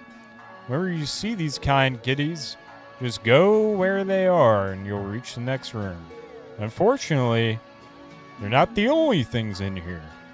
It's highly suggested that you refrain from following any of our other guests. They can be sneaky or distracting, but they're always hostile. So please take caution advancing to the next room. Of course, this wouldn't be much of a mirror maze without mirrors. Can they hurt you? No, they're just mirrors, silly. They don't do anything at all. You can't do anything to them either. They're just an obstacle you can't pass through. Go left, go center, or go right. The choice is yours. Though, if you find a room with no helpful keys in sight, all the paths lead to a mirror or something else, it's recommended that you stay put. Just maybe it will work itself out. Now for your navigation tools. The flashlight you found doesn't have much juice left. It only lets you get a quick extra peek at your surroundings about 5 times. So try not to use it all up at once. Oh, damn. You can keep track of your progress through the rooms up on the left. And your lives to the right. You got 3 lives, so be careful to avoid less friendly guests lurking around. Why only 3 lives, you ask? Because you're soft and squishy. It won't take much to damage you beyond repair. And besides, you're human. And humans usually only have 1 life, yes? And yet, here you get 3. Don't you think you ought to show a little more gratitude? And that's the end of your tutorial. Hopefully it was helpful. Are you ready to play? Okay.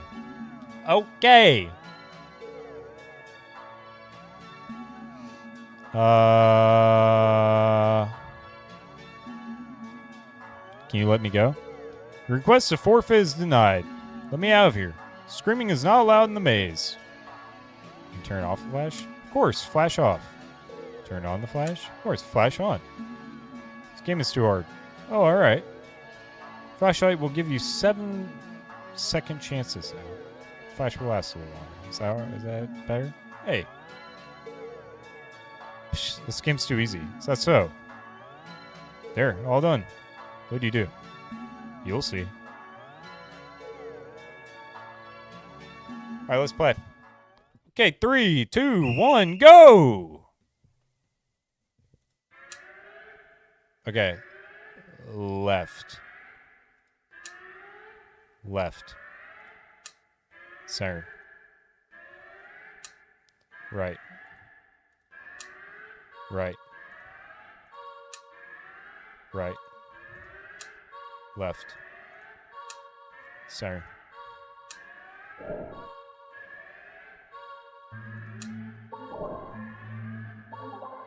Stay. Just wait. Left. Center. Oh, shit. I hit the wrong one. Right. Stay.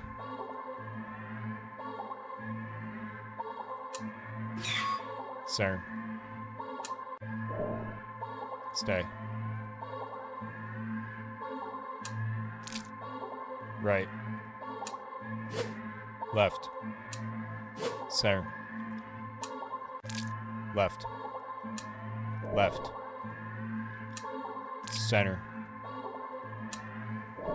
Stay.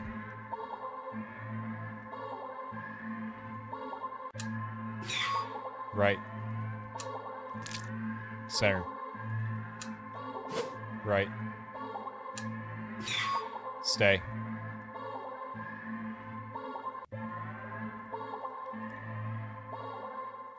You see at the exit. Run forward. Scenery shifts, just slightly at first. But you're running too fast and stop yourself from colliding into the glass. Except, you don't quite go into the glass. You don't exactly collide with it either. You simply pass through it. Let's go! Too easy. On the other side, you see an endless white void and...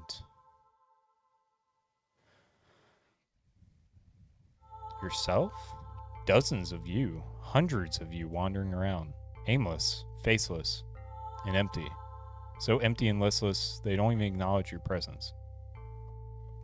You try to run back. The glass doesn't give. Past the glass.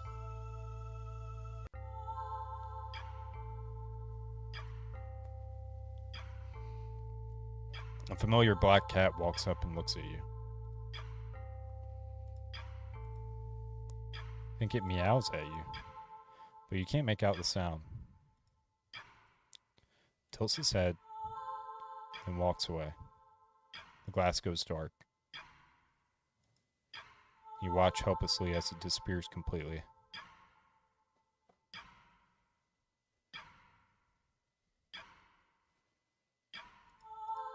You're trapped, with only yourself as company. Ending 19, you beat the maze. Hell yeah. Okay. Let's exhaust all of these. Don't take the cat home. Leave the cat. Ignore. Go to the carnival. Enter the maze. No, I don't even know you. Oh. Okay, what happens if we die?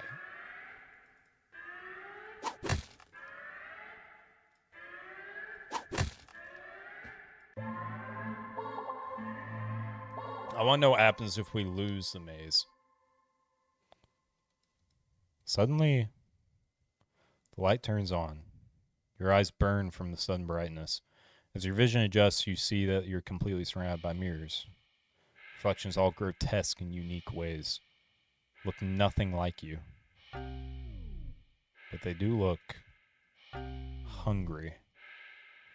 You back up. You don't know where to go. Is there even a way? Sorry. I had beans earlier. I apologize. You back up. You don't know where to go. Was there even a way out to begin with? You bump back into the mirror. Feel a hand firmly grip on your shoulder. Chomp. Gah! A sharp pain in your other shoulder.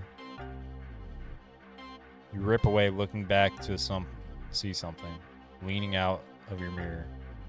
Its face has no features, save for large, gaping mouth, stained in your blood. Looking around in a panic, you think that the mirrors feel closer than ever. The path you'd come in from is long gone.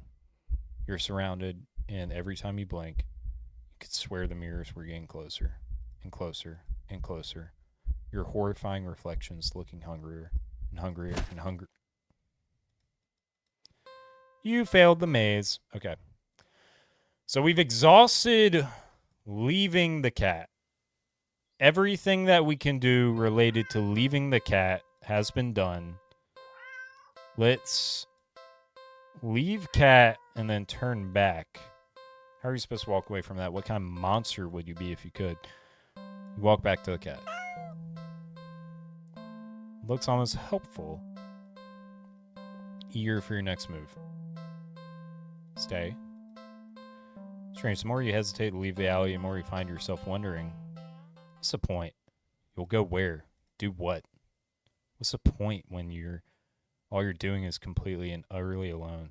Even going home to your apartment won't help with one bedroom, one bathroom, and one of you living in it. It's been like that for so long. So long. You're startled when you feel an impossibly soft paw press lightly against your wet cheek. You didn't realize you'd been crying. Or that your little breakdown literally brought you to your knees right in front of the cat's box. You feel slightly embarrassed, but the cat responds as if it can sense your self-deprecating feelings creeping in.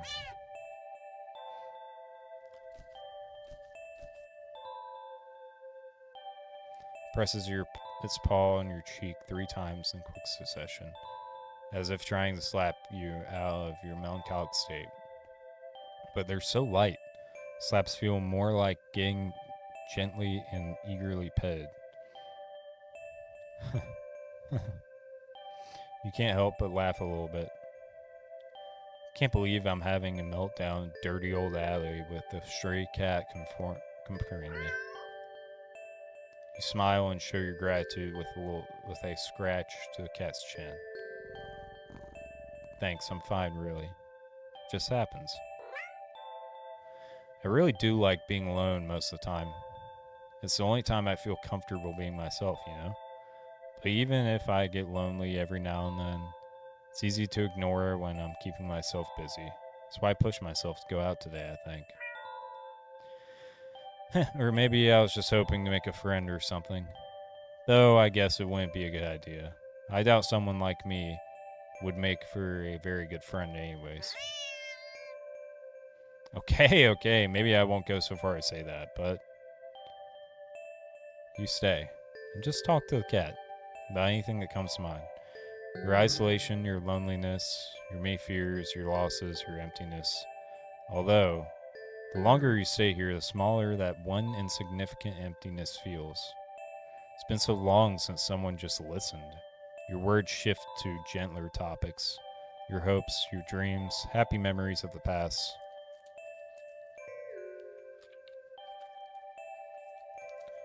As you talk, you don't even notice one cold, concrete walls of the alleys become flesh-like, warm and pink. It softens, slowly engulfing both of you. The sound of your own voice feels hypnotic. It reaches your ears, encouraging you to speak more of the depths of your heart into the open. You give in easily. When you do run out of words, you're not so sure how long you've been sitting here. But not knowing doesn't seem to bother you. Still, a strange question enters your mind. Okay, we'll leave. Why would you want to do that? You're too tired to move. Pouring out your heart and soul has taken surprisingly toll on you. But you have no regrets. You're so happy. You don't think you've ever felt so heard, so seen. You lean forward to rest your head on the box. You don't feel the rough cardboard that you're expecting. Instead, you find yourself resting on a mass of something. Something soft and slightly damp and warm. So warm. But you can't find it in you to care on what could be. You're so tired. Close your eyes, and you get the feeling that they'll probably never open again. Baz, Baz, that all-encompassing warmth encases you slowly, completely. You feel nothing but pure contentment. Ending 22, not alone. Okay, we've gotten 11 endings.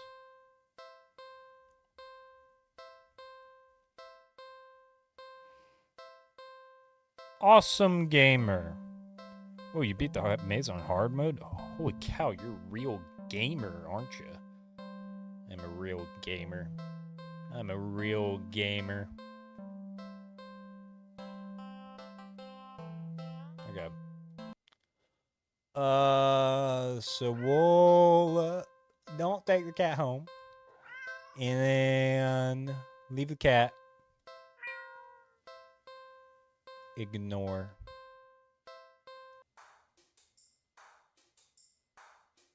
Shit. Okay, back.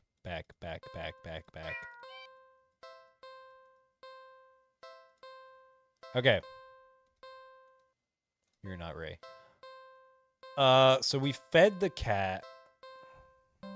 Let's look around the area. Glance around the dark, dingy alley. You only see garbage bags, trash cans, and empty card boxes scattered litter here and there. If there was anything for the cat to eat, surely you would have found it by now. But you don't want to just give up so easily. You keep looking. You look and only see garbage. You sniff and only see garbage. You listen. Scratch. You just barely make out the sound of faint scurrying by a trash bin a few feet away. Quietly, oh so quietly, you creep over the bin and you lunge. Crash. You weren't even graceful in your attempt. You stumbled and knocked over a stack of nearby boxes full of more trash.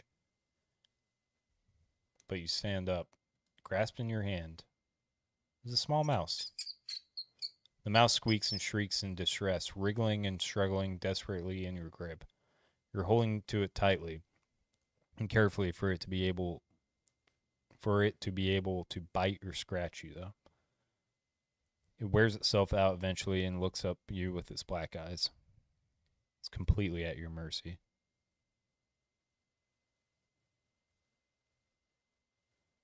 Feed it to the cat, baby! Mouse looks scared as if it sensed your intentions. Kill the mouse. Kill the mouse. Kill the mouse. It weakly starts to struggle again. Mouse is reluctant. Kill the mouse. Kill the mouse. You feed the mouse to the cat. Yo, it's just a cycle of life. That's how it works. That's how it works. Cat tears it apart instantly.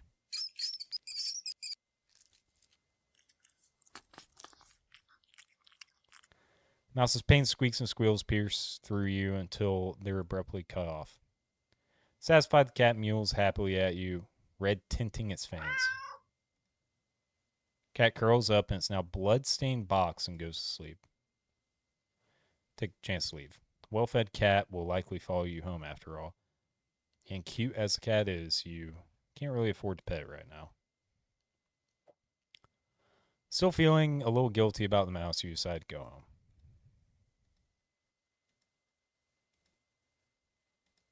Do we go home? Okay. After a long walk home, you finally enter your apartment. Head straight for your room. Collapse on your bed, falling into a fitful sleep. Later, you wake up. Oh, this is the first time we made it, like, into the night. Just squeaking and scurrying all around you. So loud and constant, they sound like screams. The darkness of your room, see shifting shadows of hundreds of mice surrounding your bed. You try to run, but you cry out as twin lances of pain race up your legs. Hordes of mice crash. Okay, so they kill us. Ew. Bitten through your socks. Leave me alone. Desperate, you crawl with only your arms towards the door. The mice descend upon you.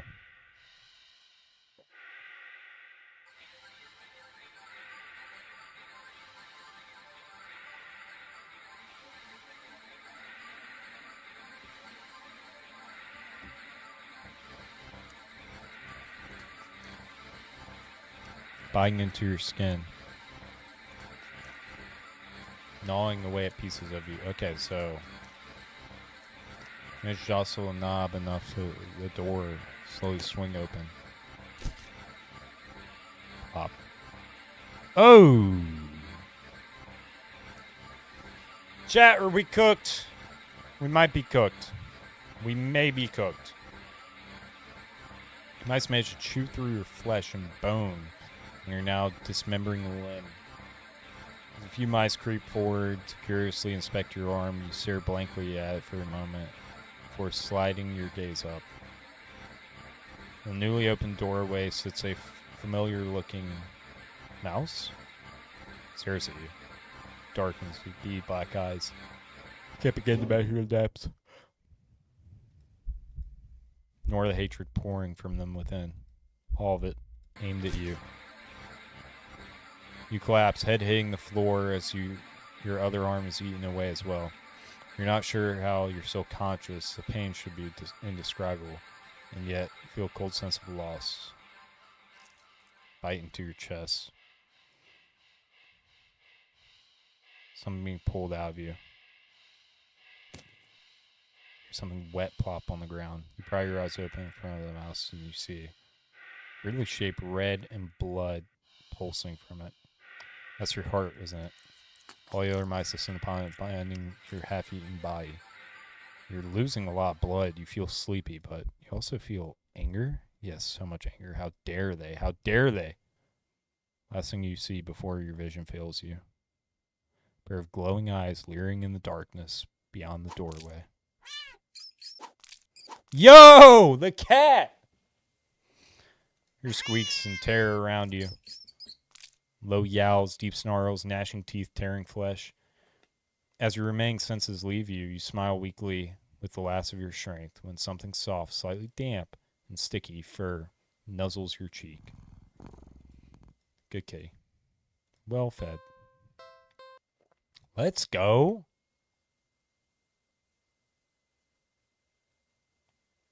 What? What's happening? I'm sorry. I'm so sorry. I was just so tired of everything. Not you, never you. But I couldn't be the person you deserve. Couldn't ever hope to be. You were so amazing, smart and talented and independent. You shined. But in comparison, damn it. So stupid. So worthless. But when it approached me, it didn't tell me that it wanted me. It needed me. Maybe that's what I wanted all along. Wanting could be so fleeting, but to be needed, there was nothing I wouldn't give to have someone tell me that I mattered to them, that they needed me.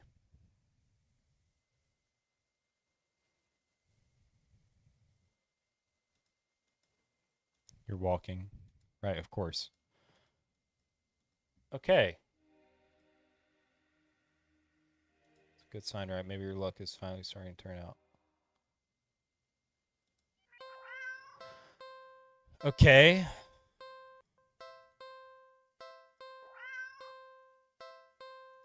Feed cat.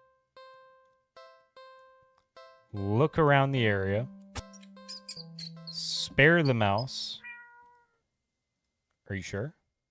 Spare the mouse. Hear a cat's stomach growling. Must be so hungry. It must be starving. Spare the mouse. Meow. You know the cat is hungry. Why are you hesitating? Caught prey for the cat's sake, didn't you? Really going to value the life of this little rodent more than the cat's? Spare the mouse. We stand on bit. Ooh, okay. Okay. You're mocking me, aren't you? Last chance. Hand over the prey now. Spare the mouse! You let the mouse go. It scurries away, squeezing into a tiny hole in the wall. But you don't pay it much mind. Oh, God! You don't flinch as a giant clawed paw slowly falls in front of you, blocking your path to the alley's entrance. Not that you had any delusions of escaping. The cat is hungry after all. You close your eyes in acceptance as the paw gently pulls back and chomp. So, since we didn't feed it the mouse, it killed us. Cool. Don't take the cat home. And let's play with the cat. You just want a little attention, don't you? Poor thing must have been bored sitting in that box all day. There's got to be something to entertain you, little critter, with. But what? Okay, I assume looking around the area. How about a game? Red light, green light, a classic. Teaching a cat how to play might be a bit more of a challenge, but you get the feeling the feline's natural hunting instincts will help along. You walk to the entrance, the cat meowing at you. Don't worry, I'm not going anywhere. You exaggerate your movements, covering your eyes with your hands, and turn around. 1, 2, 3. Red light. You spin around. The cat hasn't left the box, tilting its head at you in curious confusion. Just keep playing. Try again. This time you go a bit slower. 1, 2, 3. Red light. You turn around this time. Cat's out of the box.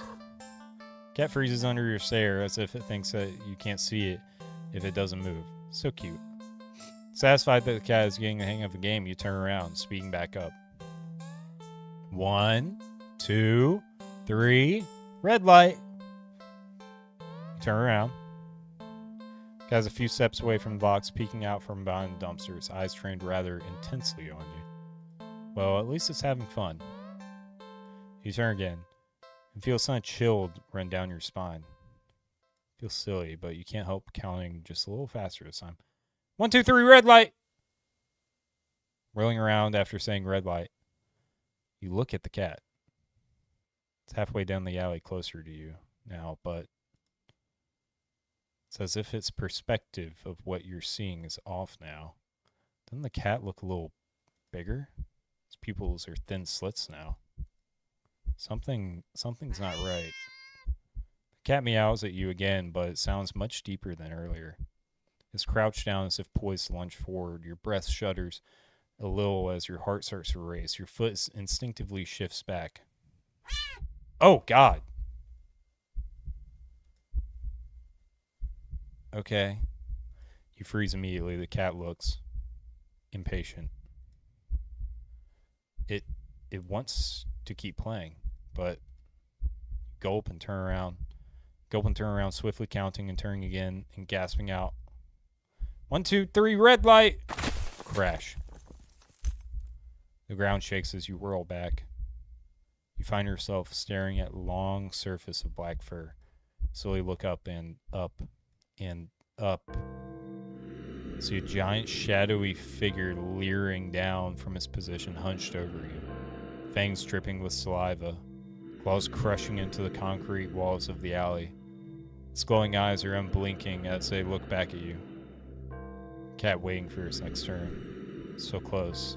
If you turn around now, you don't want to play anymore. Let's back up. Keeping your eyes trained on the giant looming on you. You take a step back. No, that's cheating. Run restore backup.exe. Begin restoration. B. Begin restoration. A. C. K. U. P. Back up. What are you doing? Stop! You'll break everything. Back up. Oh, wait, we're doing something here. The cat stares at you as you keep eye contact and back up. You step back. Okay, wait. A, D. Okay, and back. As you take one more step back out of the alley. Go home. Error. Error. Error. Error. Error, error, error.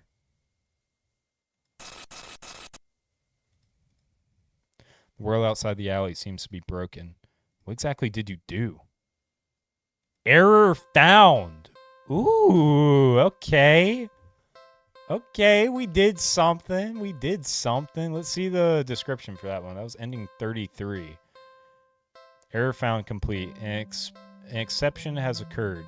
Please refrain from going outside of permitted parameters. Huh. Okay. Cool.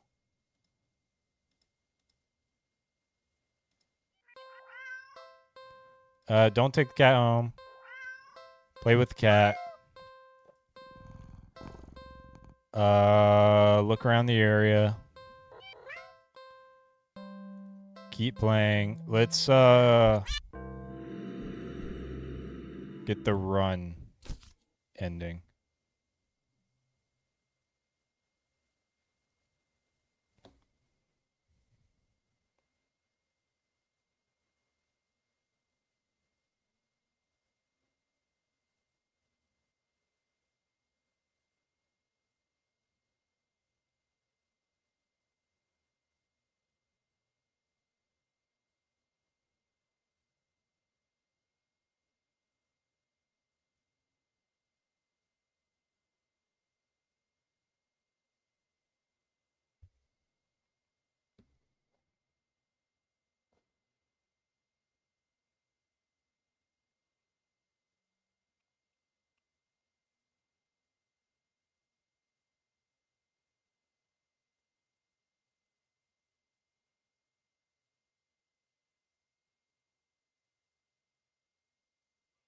Hold up. Oh, what?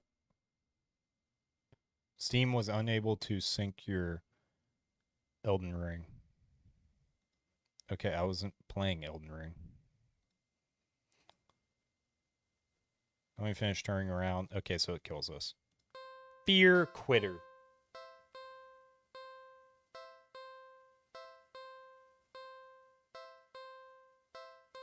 Fear quitter. Okay. Don't take the cat home. Play with the cat. Let's check pockets, and we should have a string. String is far too short.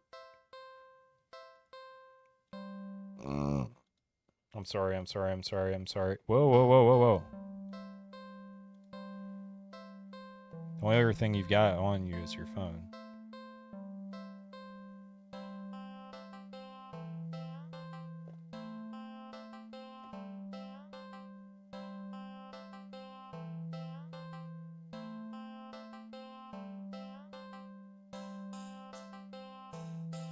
Hold up. Hold up.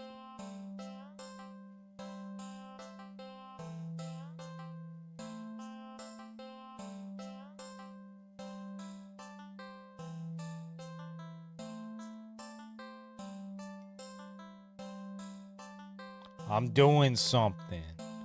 It's not much you can play with, but there is something you can do. Oh, we can take a picture.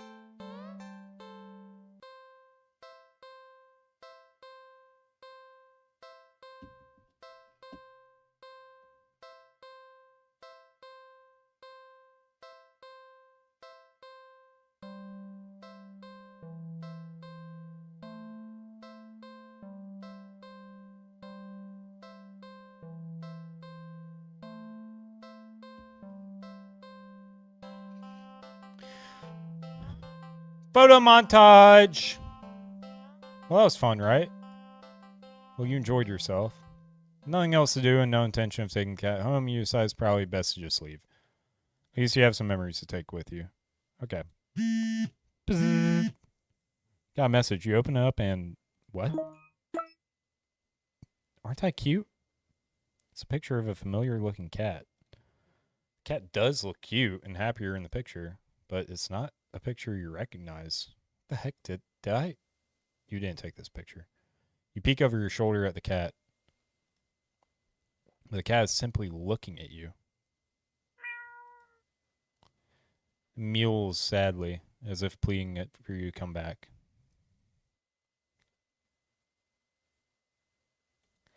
Let's get the fuck out of there. Let's get out of there. That was weird. You're a good distance away when... With a new message. Don't ignore me. Creeped out, you decide to just go home. I know you're seeing these. Oh, oops. Hit right click. Come back. Come back. Come back. Come back.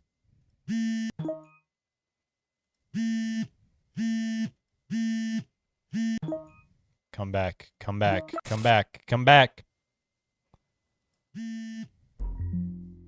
Can see you. Can always see you. You can't hide. Always find you. Your eyes dart around nervously, certain that you're being followed. But there's nothing there.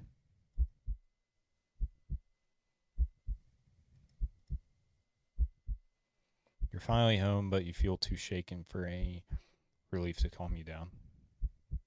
You rush to the bathroom and slam the door behind you. Everything's okay. This isn't real. It's just like a bad dream.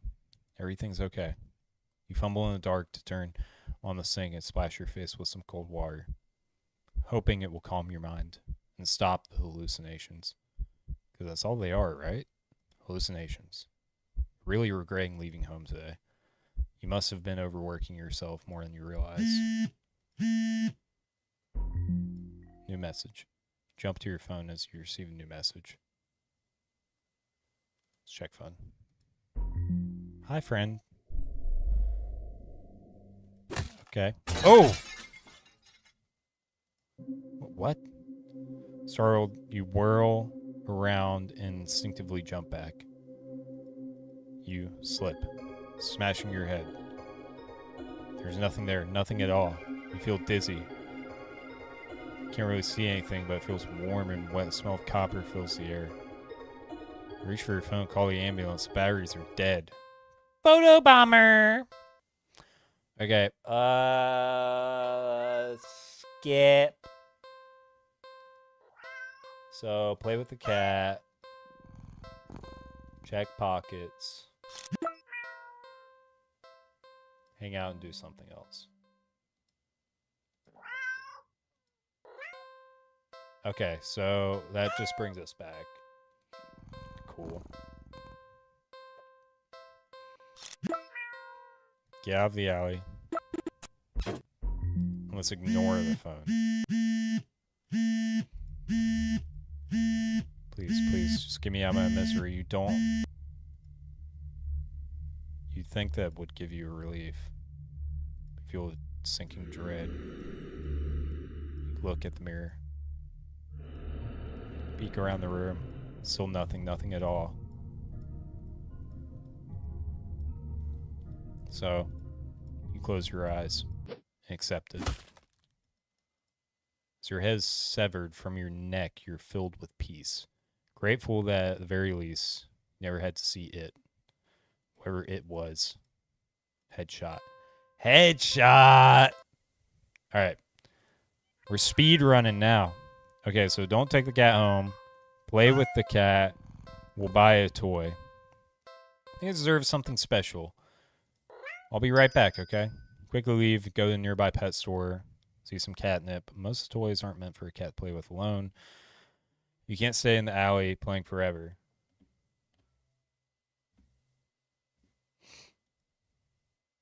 You can't exactly afford another cat as a playmate. Another. That's it. Know exactly what to get now. I'm back. Plastic bag.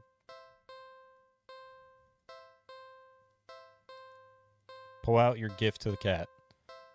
Ta-da! Small cat plushie. Plushie is light orange cream color with burnt sepia stripes, making it resemble a tabby cat. Synthetic fur is soft, but not unrealistically so. Large eyes are pale green, more subdued than you would expect for a toy. There's no denying it's just a plushie, but the thoughtful details still make it almost uncanny to the real thing. Makes it perfect. That's not all. Give it a squeeze and meow. Cat seems unimpressed. I have options in the lower cache. You awkwardly place the plushie in the box next to the cat. You turn around and leave. It's a few steps when you hear the electronic meow behind you. Huh? Cat's watching you closely, staring. Let's leave, and ungrateful little monster. You're welcome. Sharp pain lances up at your arm. Gah! Grab your arm only for it to fall off. Right arm falls off. You stare in shock at your severed limb on the ground, gathering your courage. You turn to look at where your arm had once connected to the rest of you, only to see not blood, it's cotton. So we're a stuffed animal and we get torn apart. Cat's face is in your line of vision. Oh! Lunges at your torso and starts biting and clawing into your chest like it's a chew toy. Small doll looks very familiar. It's hard to tell that doll it's you, isn't it? Cat hops off, back with a surprise. Everything's too dark to tell. You wake up and find that you can't move an inch. You look around, can't even breathe. Relation is a problem. All you can see is a cat. You're a doll, after all. You'll be a companion. So you too feel content. Cotton-headed. Oh, the cat's getting crazy. The cat's getting crazy. The cat's getting crazy. We're getting a lot of endings. Don't take the cat home. Play with the cat. Buy a toy. Pick up the plushie. You sigh and pick up the stuffed toy. You really do just want attention, don't you? Hold the cat toy, examining it a little. Looks a little different. Did it just look at you?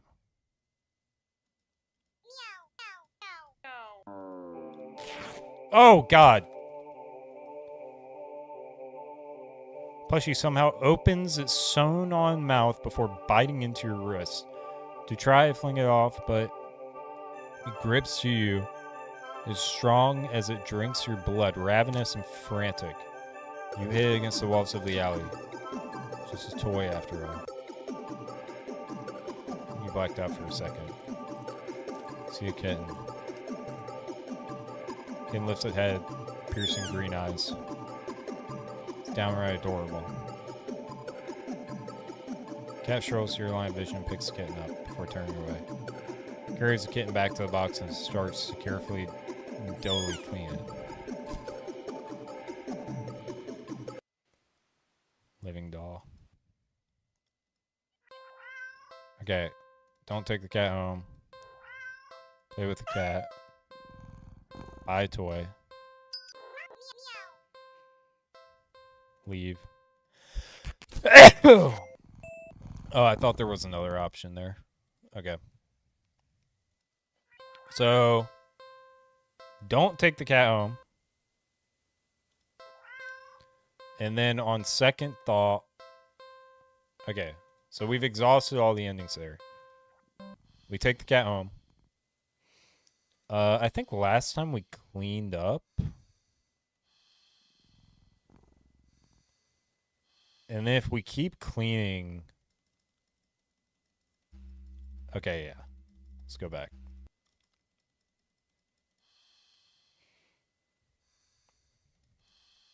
Catch the cat in the act. You know the cat's the culprit. You need to investigate further. You want to play. It's so clean. Perfect trap. Whistle innocently as you exit the room and hide around the corner. As you deliberate you if you should stop by the grocery store to get some fish. The cat starts to shift. It's bubbling.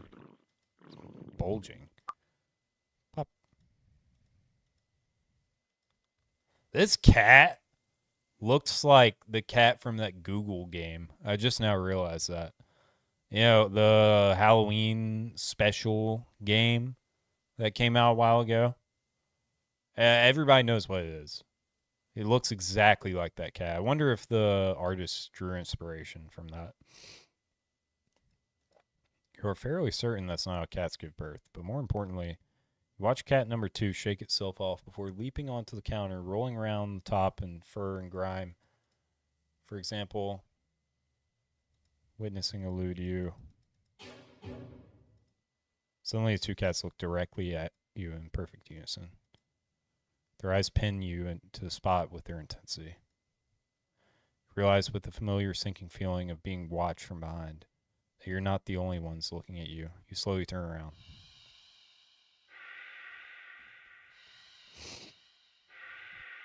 Packed in the hall behind you from floor to ceiling is a living, breathing, writhing wall of cats, of clones, all piled on top of each other. Single eye trained on you.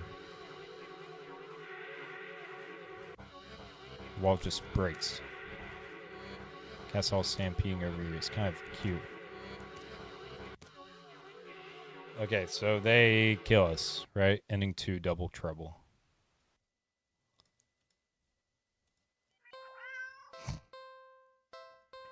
Do not take the cat home. Just making sure we've done all of these. Not really. Okay.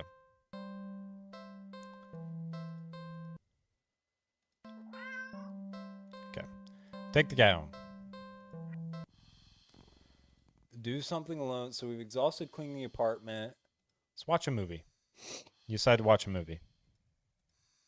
Cat's on the couch. We'll reclaim our throne. Sorry, kitty. That's my spot. Crash. So you look in the bathroom. Door closes behind us. Lights flicker. Stand up. Oh. Nothing. What the hell? Definitely saw something. Yep. Rush out of the bathroom, slam the door behind you without looking. No. No. You shield yourself with your arms. You don't feel very good. You need to sit down. But it's nothing at all.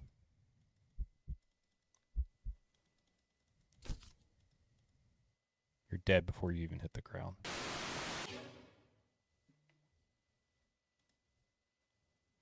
Real subtle. Okay. If you can't tell, I'm starting to get just a little tired of the game.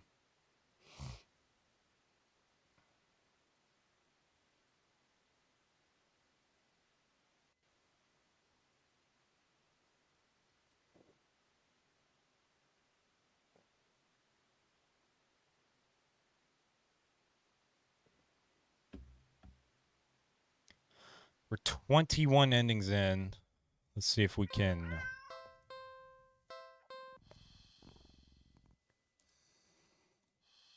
Okay, let's reclaim the throne. You saw something. Okay, it's the same thing. Take the cat home. Do something alone. Watch a movie. and sit on the floor. Okay, so we watch the movie. Cat staring at me. TV shuts off.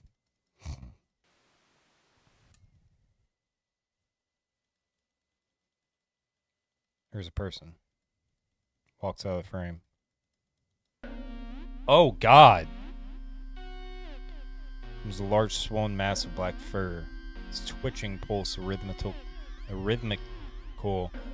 with its slow, almost methodical breaths. Its mouth is a yawning entrance to a black abyss framed by a set of teeth that look very sharp. Glowing eyes bulge over his body. Why is my camera's not centered? Is that better? Slightly better, maybe?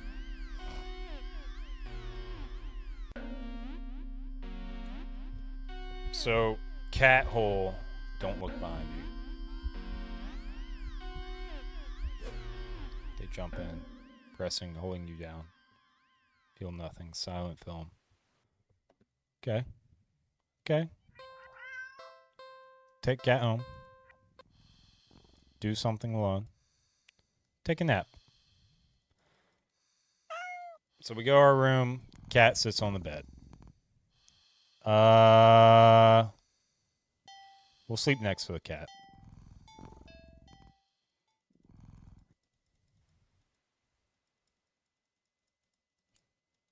Get up. Claws dig into your back. It's the next day. It hasn't been weeks or longer. You're not quite sure. You're hungry. Everywhere. You can't remember your last meal. You feel exhausted. Somehow you know you need to go back to sleep anyway. I think you're hallucinating when the cat finally stirs. Stretches languidly over your hopping back. You don't move. You're afraid that you don't know how. Try to prop yourself. Thinner than you think you should be possible. Your arms snap under your weight. So, the cat made us go into a coma. We didn't eat any food. Bad kitty, you try to say. And now we're getting killed by the cat. Just a cat nap. Take the cat home. Do something alone. I did not mean to open Elden Ring. I accidentally just opened Elden Ring.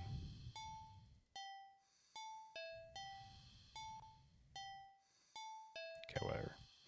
Take a nap.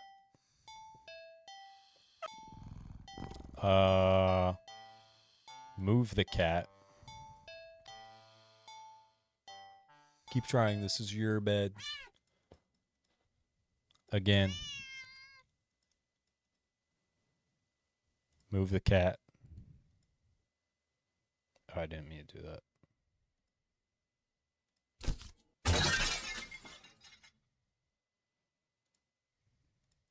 Crash. You've been thrown down by invisible force and crash into the dresser before falling to the ground. Wind knocked out of you, you look up in a daze. You don't quite comprehend what it is you're seeing. Strong swirling wind picked up.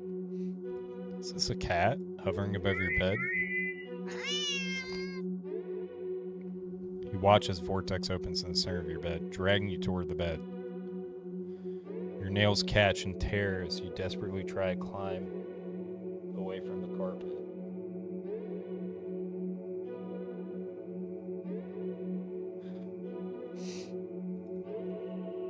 Or a piece of furniture within your reach.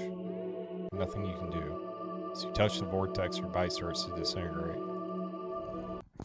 Do not disturb. Okay. Oh! We've got another secret. In the days leading up to the meeting with it, I'd been obsessed with a memory. Someone precious to me had found someone precious to them. My best friend. My only friend. I was happy for them. Truly. But then I'd be happy for others too. They promised it wouldn't happen to me again. That they knew how it felt to be told by someone you cared for that they had outgrown you and your friendship. That they never ever do such a thing to me. There's not a moment that passes now that I wish I'd risk the pain of their rejection and just believe them, but I didn't. I pulled away before they could, trying to protect my fragile heart, but it only hurt all the more. Selfish as it was, I'd wanted them to fight harder to keep me around. When it appeared before me, it promised to be just that.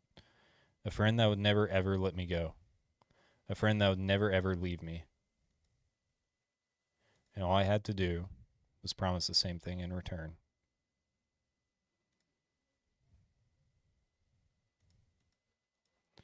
Okay. Cool. Very good today. That good thing. Maybe good luck too. Yes, lucky. Lucky, lucky, lucky, lucky, lucky, lucky, lucky, lucky.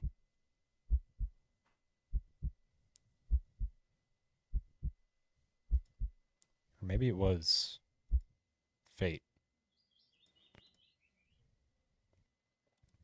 Okay. Cool. Cool. Do something alone. Take a nap. Move the cat. Keep trying.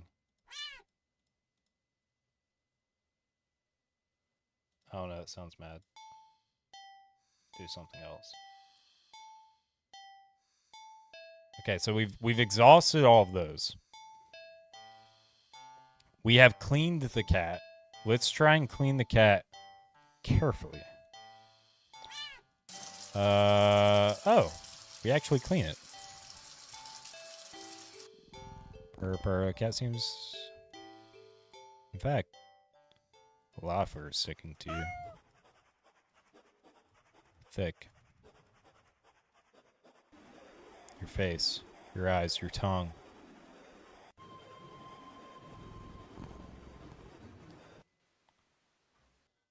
Okay.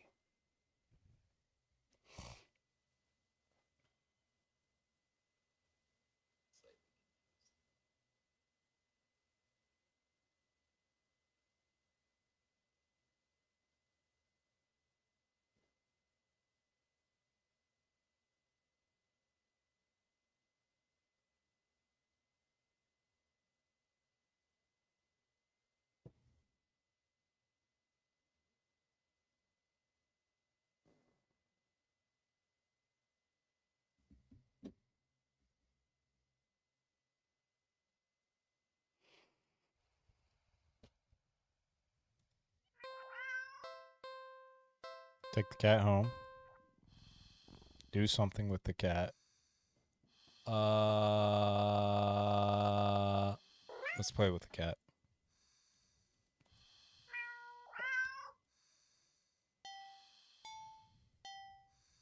Look for some yarn. So we find a ball of yarn. We play with the cat. And the cat starts squeaking. Oh, it's cool. It's cool.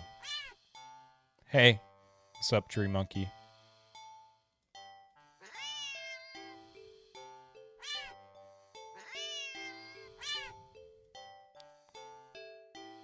Your wrist is starting to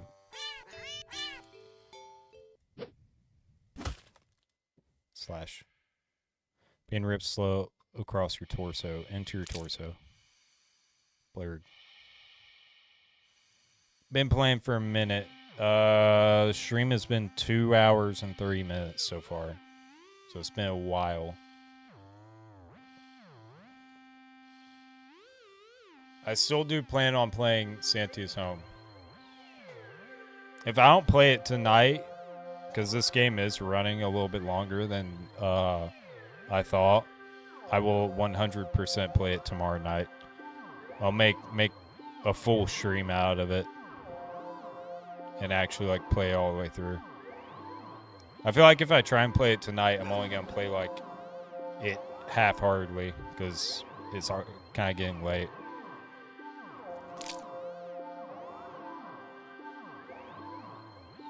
It's short. There are 2 endings. All right. I mean, once I finish this game, I'm trying to kind of speed run this game because it's taking a bit longer than I thought it would.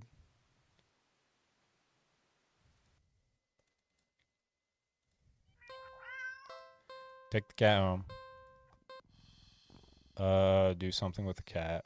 Play with the cat. And we did the yarn. We'll do laser pointer. It's like a 10-minute game. Okay. I'll play it tonight, but once I finish this, because I am getting close to the end of this game.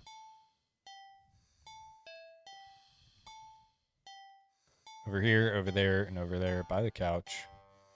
On the couch. The cat might be ignoring you, but you're certainly enjoying yourself. You're laughing so much, in fact, that you accidentally shift the red dot onto the lamp by the couch. The cat is sitting in the middle of the former lamp's broken shards. You quickly turn the laser pointer and rush over. Cat swipes at you, claws extended. Immediately annoyed.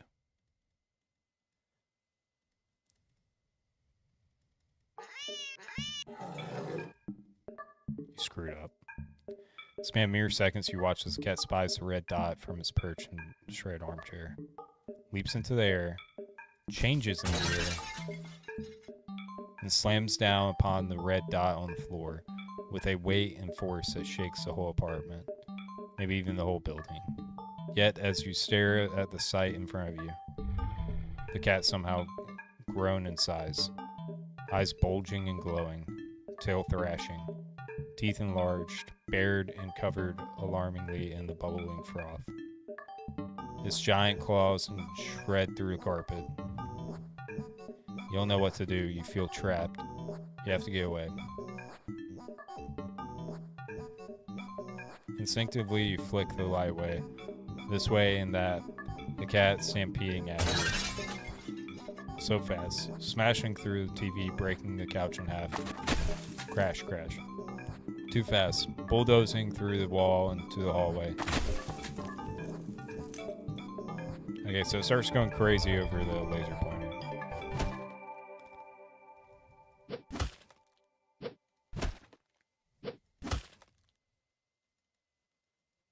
Targeted. Okay, how many endings have we gotten? 27. 13 more.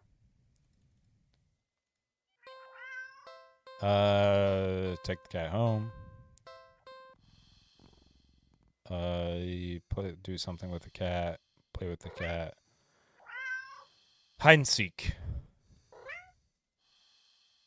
Okay, so play hide and seek. Hides behind the couch. Cat finds me. Close our eyes. Hide in the living room. Kitchen. Hallway. So we can't find the cat anywhere. Found it in my room. Upon seeing you, cat turns.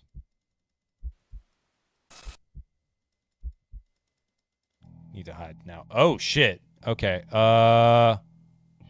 Let's get out of the apartment. Oh god. You'll get a door and several more locks and you know. Like a warning. Need to hide. Hide behind the armchair. Hide behind the counter. Hide in the hall. Hide in the hallway closet. Hide in the bathroom. Door's locked. Hide in your bedroom. Hide in the closet.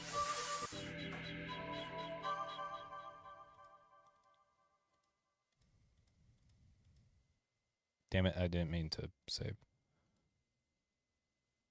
Oh, hey, Kaylee. Playing a scary game. It really mattered where you chose to hide it. As if in answer to your question, you hear a loud slam on the bedroom door. You just manage to hold back from making a startled noise as the sound. Bam, bam. Your heart rate kicks up again, making it feel hard to breathe quietly, hard to breathe in general. Tears fill your eyes as I did take the cat home, itchy psycho. I did indeed. It knows. It knows. Crying with your hands over your mouth. Is it all in black? No, it's not. It's just this portion. We're currently hiding in a closet. So, crying with your hands over your mouth, trying to smother the choked sounds leaking out of you. You slide down the wall at the back of your closet into a heap on the floor. You flinch harshly at the sound. Okay, one last question. Is the cat nice or bad? Very, very bad. Very, very bad. The cat is very evil. You flinch harshly at the sound of a door being ripped off the hinges, followed by a loud crash against the wall on the other side of the room. Is he an alien or the devil? Well, that's what we're trying to find out. Exactly what the cat is. A single sob escapes through your nose. You squeeze your eyes shut in defeat at how loud it sounds in the quiet room. Knocking scared the fuck out of me. I thought it was coming from my room. It's valid.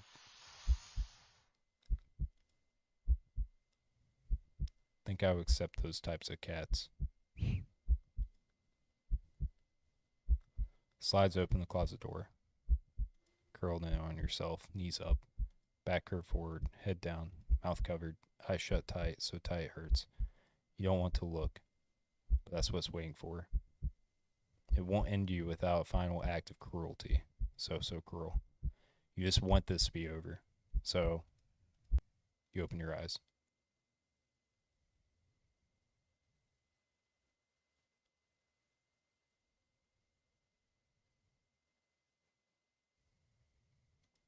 You see something glaring at you from the darkness beyond the closet door. It looks disappointed.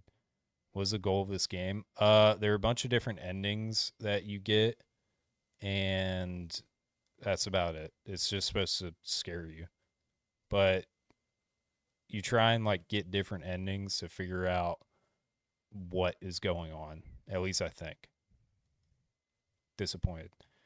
In the moment before you draw your last breath, you almost consider apologizing for being such unworthy prey. Guess your hiding skills were just as subpar as your seeking skills. Disappointing prey. That's it? Okay. Blah, blah, blah.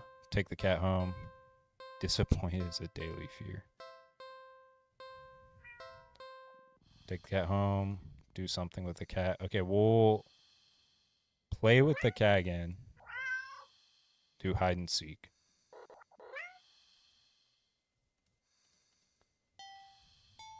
Kitchen.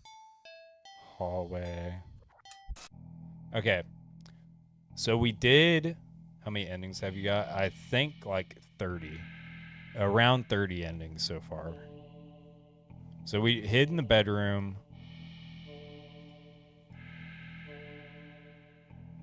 Risk another hiding spot. We didn't sit on the couch. You're joking. The feeling of a cat won't lack your effort. Like how you're getting any closer to it. Stop messing around, find a place to hide.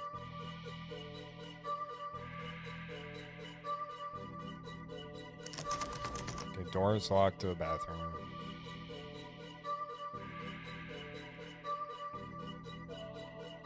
Hide in your hallway closet. Door won't close. Simply give the cat some chicken. It's valid. See, in some of the endings, the cat does, like, eat us. So, look at the door and several more locks on it. You know you have. Peek over at the cat. It's not looking at you, but you feel a wave of disappointment practically pouring from it onto you. Feels almost like a warning. You back away from the door and the feeling slowly subsides, letting you breathe again. There's no getting out then. You need to hide. Okay.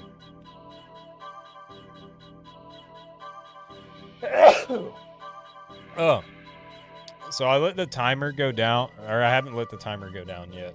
Let's see what that does.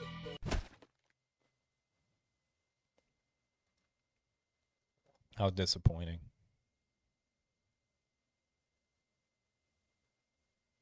You failed. Try again? No. Oh, I thought we would have gotten an ending from that. Okay. So, take the cat home. I disappointed the cat. Do something with the cat. Damn it, I didn't mean to click that. So we've cleaned the cat. We've played with the cat. We need to feed it and pet it.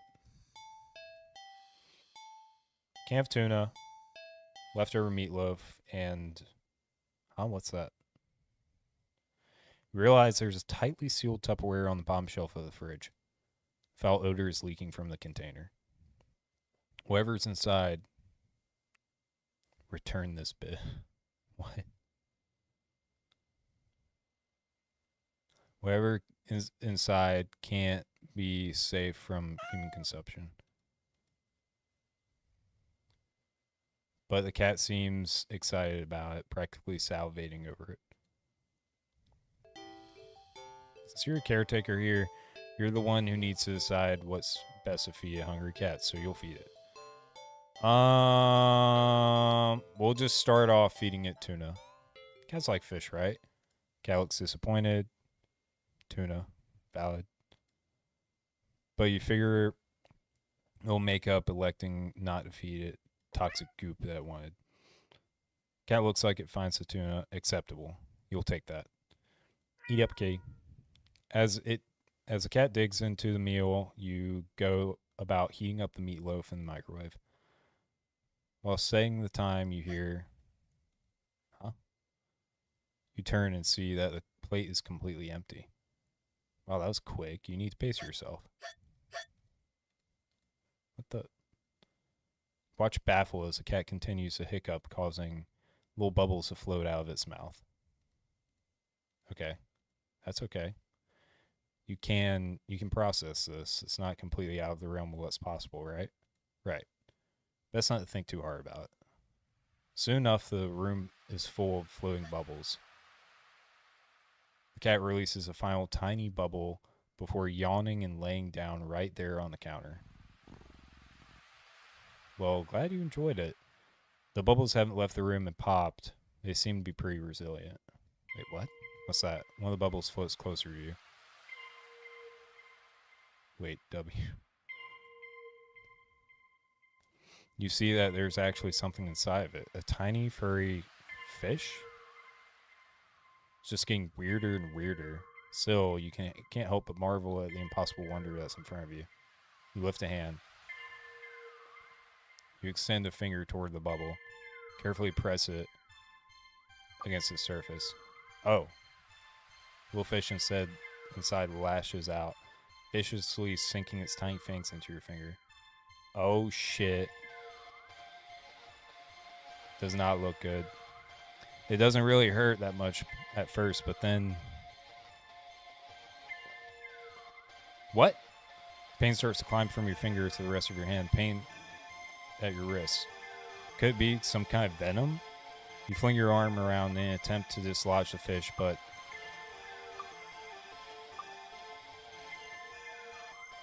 You accidentally knock your arm into several bubbles of floating around.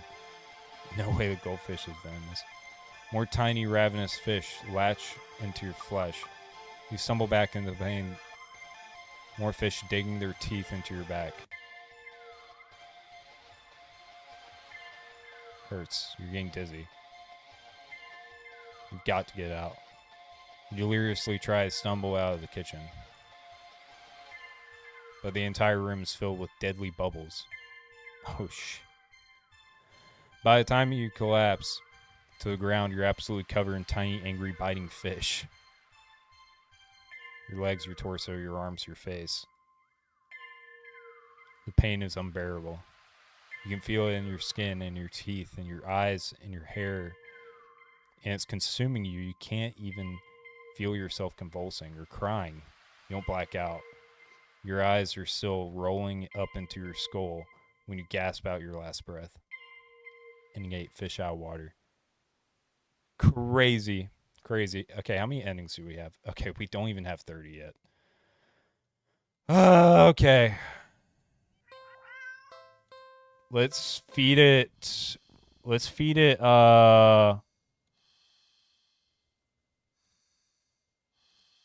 meatloaf. It's taking forever. Yep, it is taking a while. Oh, what's that? A little scary. A little spooky. It was kind of scary. Okay, we'll feed it the meatloaf. Tuna sandwich for you and leftover meatloaf for your feline guest. Is there even a good ending? I assume the good ending is like when you get all the endings. Because there hasn't really been a good ending yet. There's been one where you just like go to sleep and it ends, but I think that is just an analogy for you died. But yeah, that's the one out of 39. As the cat digs into its meal, you go searching for bread for your tuna sandwich. So distracted, barely hear. You turn around and see that the meatloaf has only one, maybe 2 bites taken from it.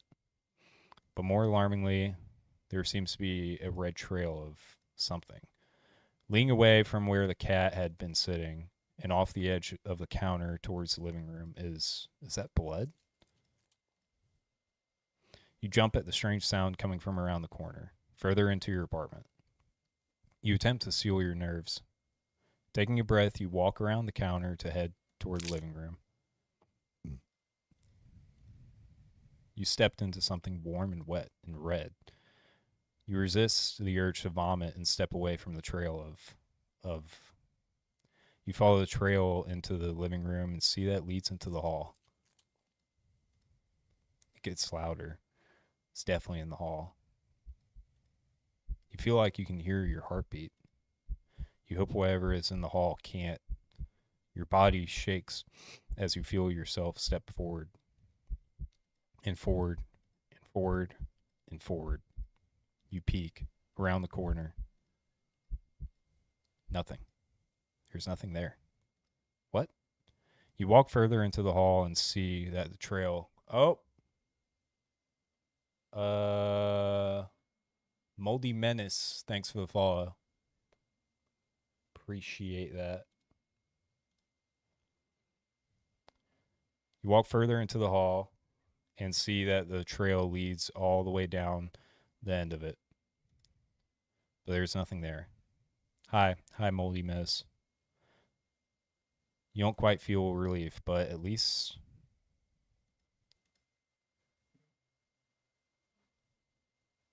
you feel something wet and warm drip onto your cheek.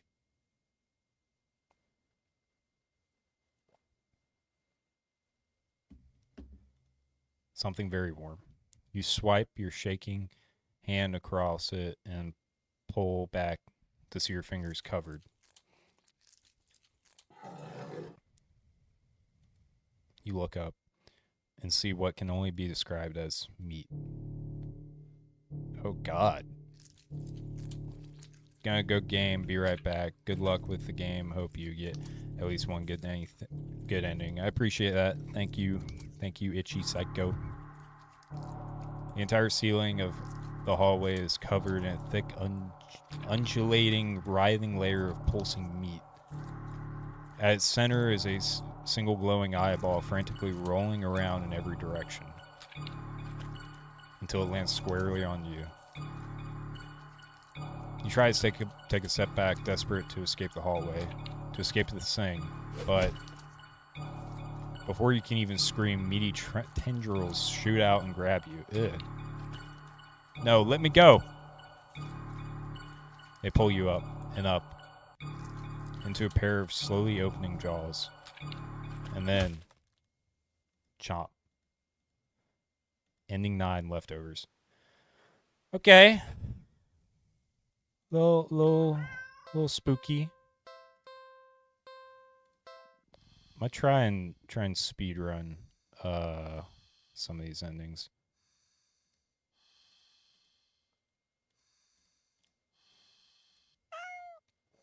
Okay, mystery food is the only one we haven't done. So, is this really a good idea? Fine. Ew. Just barely managed not throw up, but just barely. The stench is overwhelming. Everything's just mashed together. Different shapes, different sizes, different textures. Not the color, though. All of it is the same color. The most unfortunate looking shade of gray you've ever seen. Tinted with nauseatingly wet green film over the top. Ugh. Am I supposed to warm it up, or... Okay. So we don't warm it up. We give the cat food. Sharp pain on your foot causes you to stumble. You catch yourself on the kitchen sink and look down to see that the tip of your sock is red. And the red is slowly spreading to the rest of your sock. Are you bleeding? Quickly reach down, pull off your sock, and see the damage. Oh, God. Middle toe is gone. It's just gone. Just a stump is left in its place, slowly leaking blood onto the floor. You clumsily step back as if it would help you get away from what you were seeing. The blood trail simply follows your movements. 911. You have to call 911. What? Your tongue is... What's happening to me? Alright, we got you on the big screen.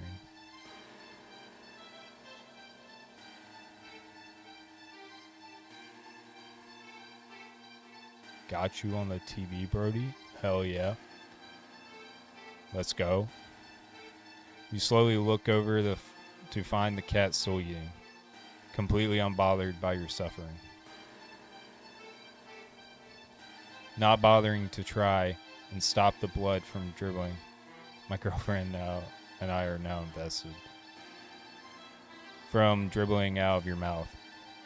You keep watching in a daze as the cat happily chews at the gross piece of... Wait, that's... You look more closely at the mystery food in the cat's jaws. Looks vaguely familiar. It looks like a tongue? Before you can even think about doing anything to stop it, the cat dives into the container again and bites into a piece of... You collapse onto the floor, clutching your torso. You writhe. Oh, okay. So the container of meat is connected to me. Okay. You writhe around on the blood-streaked tiles, crying. Something inside you just... Blood pours out from deep within you. Wherever that was, felt important. And now it's probably gone, too. It hurts. It hurts so much. Stop. Please. You weakly try to reach up to the cat on the counter above you. Your vision blurs from the effort, from the pain, from the tears, from...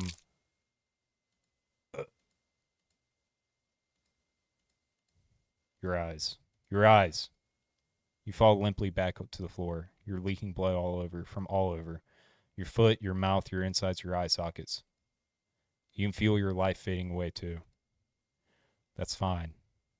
If it means not feeling the pain of losing another part of you, then hopefully the cat will take its time eating your eyeballs and give you time to just Innington, you are what you eat. Okay. So I've exhausted almost everything that we can do. Like that one. That was a good one. Do something with the cat. We haven't pet the cat yet. That's what we haven't done. We have not pet the cat. It's not every day that you have access to a cute, fluffy animal. What else is there to do but pet to your heart's content? You sit on the floor in your living room and click your tongue to call the cat over. Cat dashes over to you, immediately climbing into your lap. Poor thing. You just want some attention, don't you?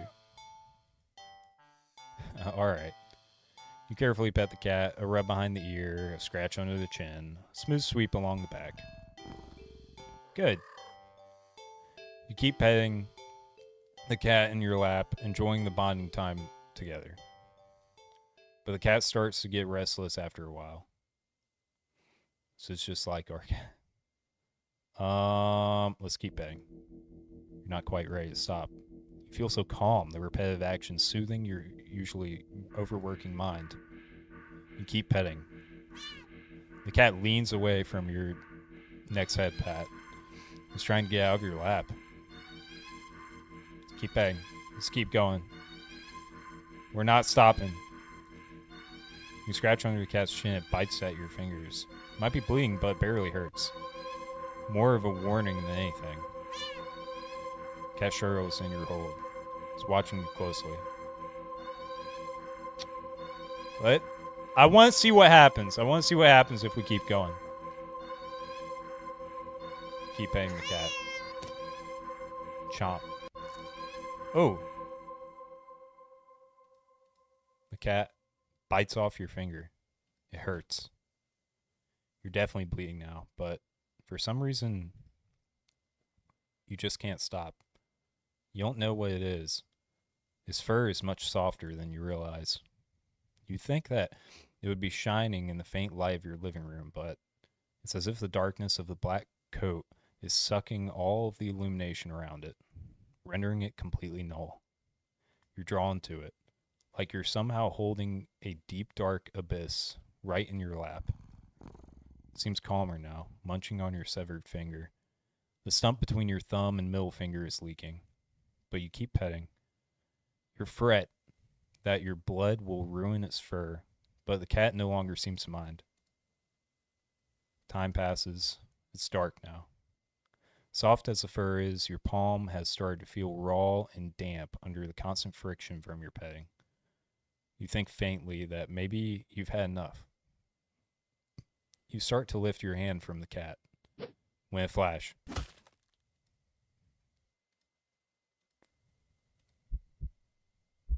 Ooh. Your entire hand is separated from your wrist.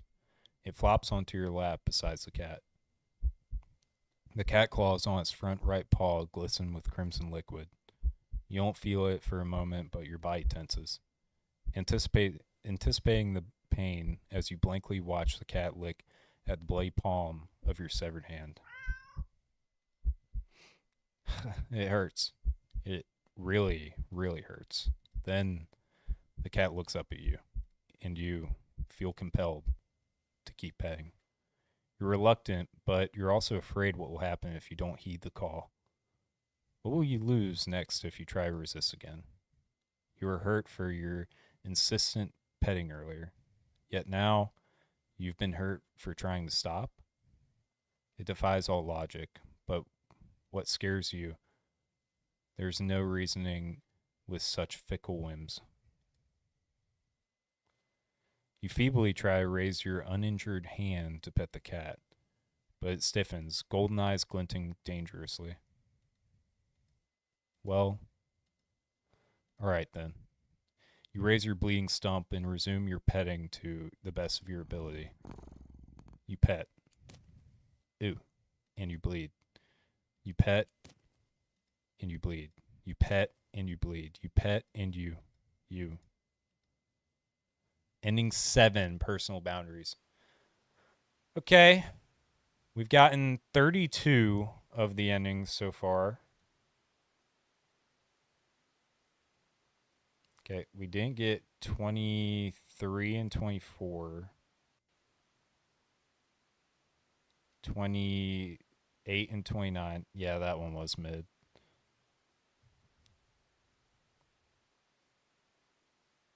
Okay. I really don't know what else to do. Is there at least one good one? I don't think so. I think we just die in every ending. What if we go to the cat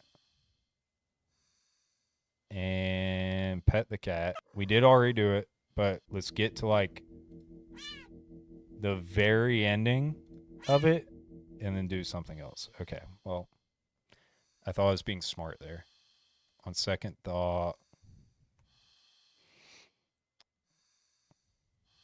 I've cleaned the cat, I've played with it, I've fed it, I pet the cat.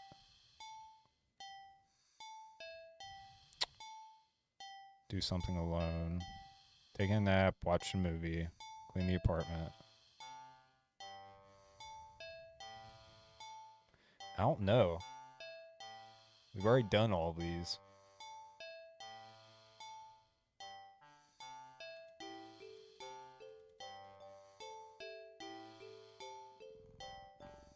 Keep cleaning. Okay. Well.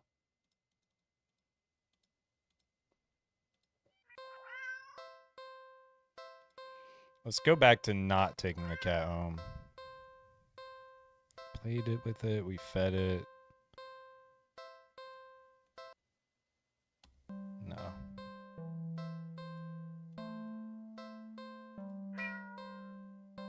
Ignore the cat. Watch a movie, we've gone to the carnival. Okay. I've done this one already. Where we go in the maze.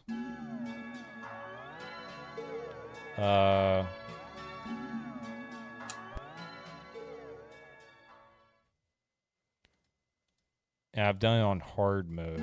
So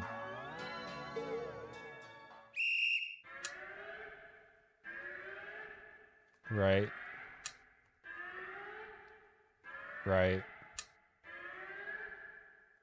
Shit, I didn't see. Left. Stay. Left. Left.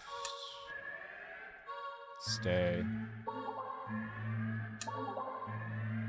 Center. Right. Right. Shit. Right. Right. Center. Center. Stay. Left. Center. Right. Center. Left. Center. Center. Left. Left. Stay. Okay. See the exit. Okay, we already did this. Okay, I would assume so these ones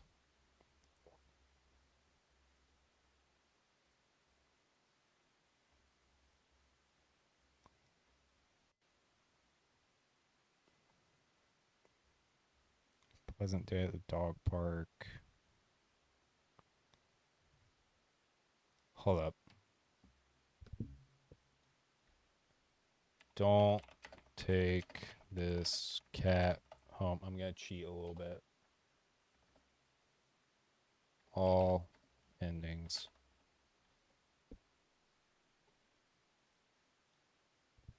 Okay, so ending. Which one is it? 23 and 24. 23.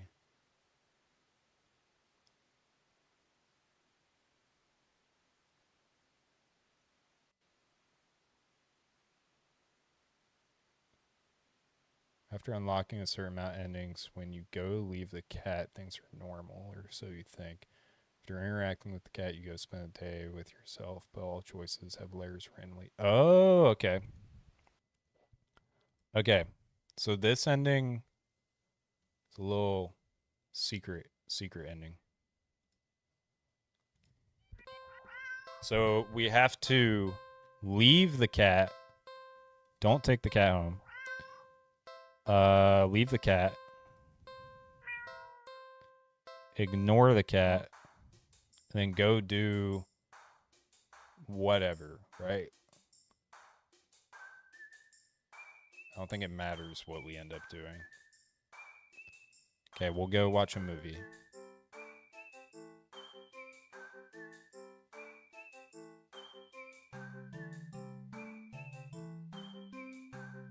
Wait, oh. No, we can't get it yet.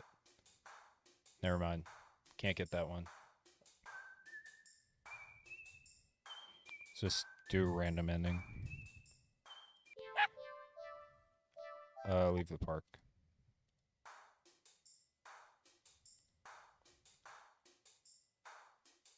Go cinema. Try London. All right, cool. So we can't get ending 23 yet, so we'll do 24.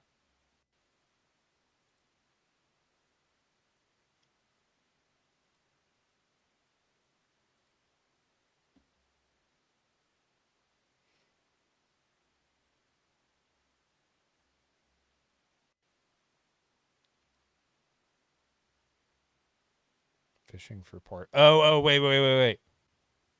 I did forget to do this one. So this one, we don't take the cat home.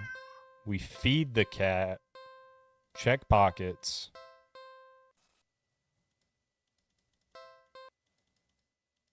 chocolate bar.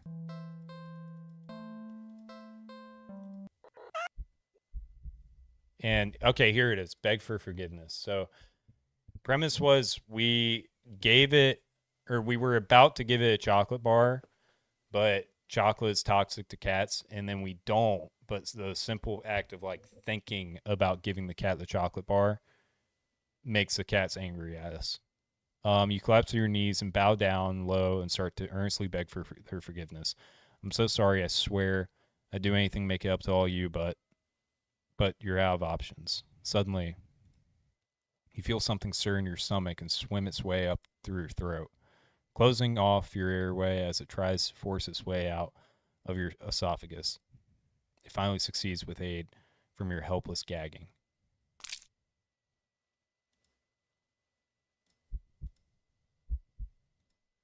What the? Lying on the ground in front of you is a flopping fish. You just threw up a living fish. What the hell?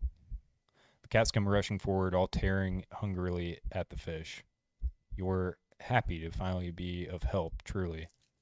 But how? You throw up another fish. Another. Another. And your stomach hurts. You're getting dizzy. You fall to your knees. Tears and snot are streaming down your face by the time you cough up a final tiny bloody fish and collapse forward. Your throat and stomach both burn in a way that feels dangerous. You start to fade out. Despite the pain, you strangely feel a more overwhelming sense of hopeful pride that you've made up for your disgusting actions, that you've been forgiven.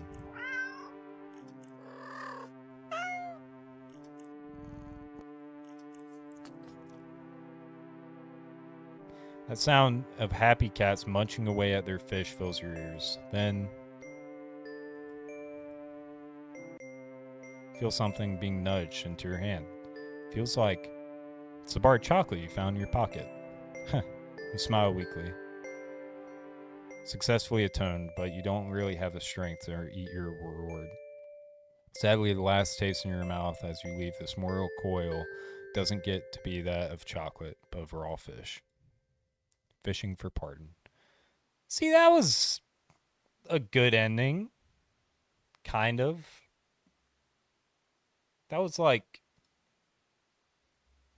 somewhat of a good ending. Okay, so we got that ending. 28 was that one. Personal care package, all you can eat buffet. Okay.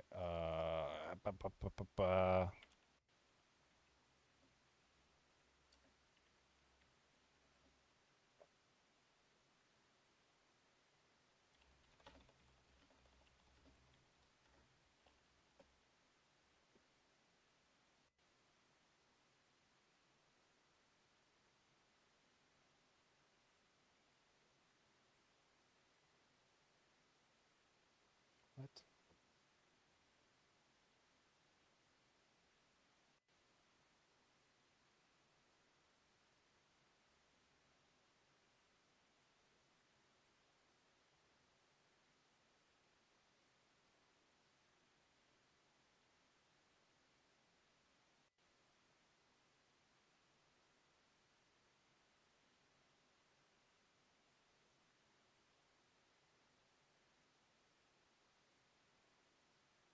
Okay, I don't really know which one this would be. It's after well fed. Okay, wait.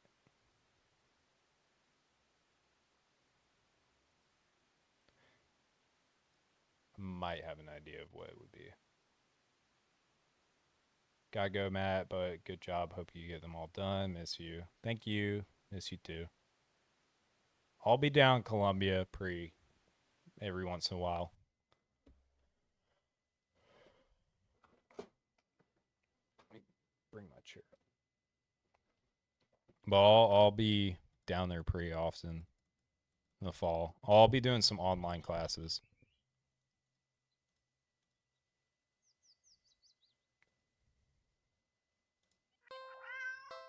All right, don't take the cat home.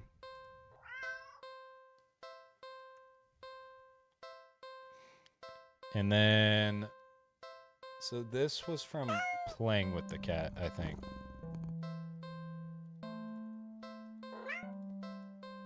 No, go back.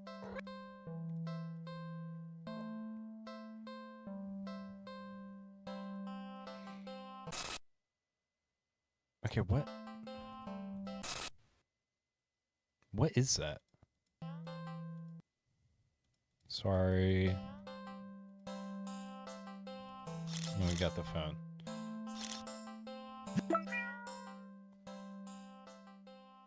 Hang out and do something else. What? Okay.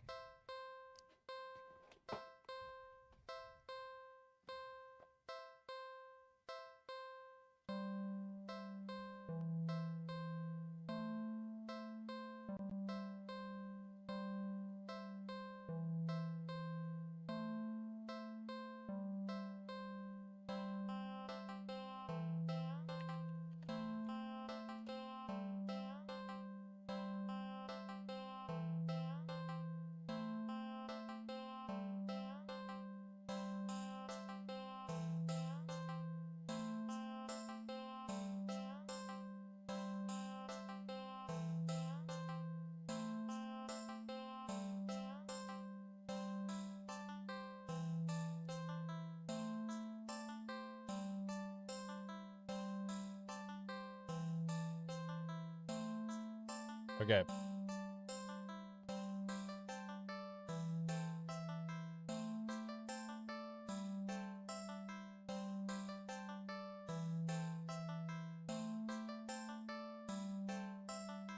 Trying to see which of these endings we haven't done.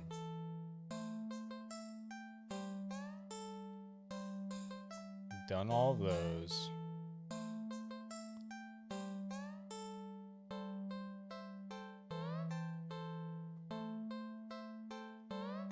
We've done all of these ones.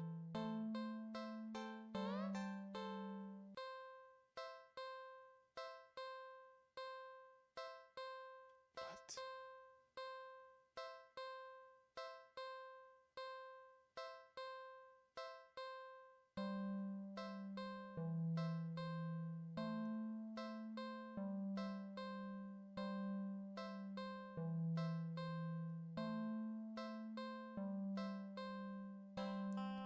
Catch cat in the act. Watch a movie.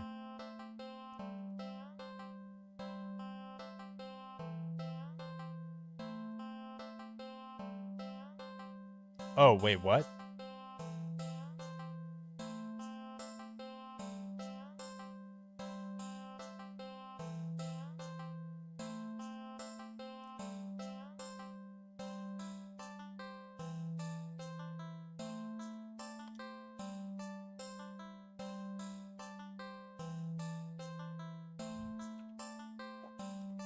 Reach all endings from 0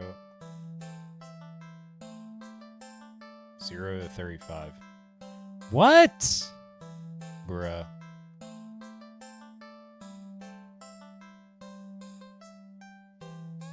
I will figure this out.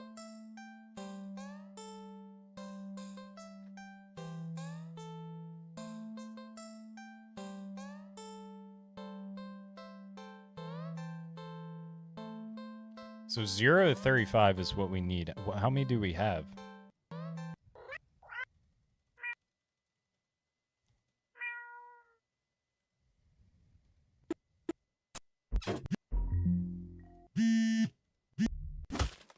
Okay.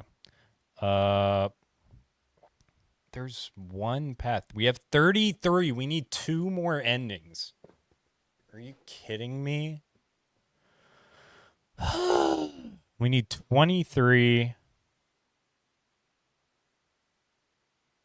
Wait, what?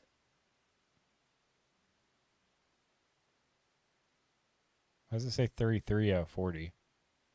And there are 3 missing from 1 through 35.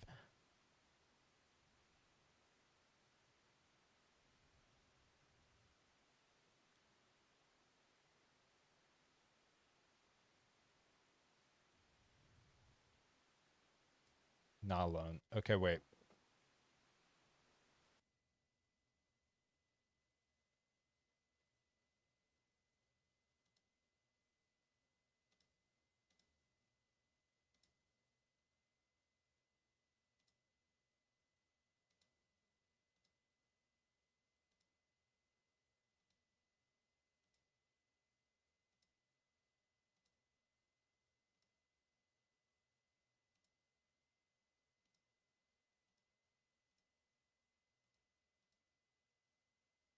Oh, I haven't done this.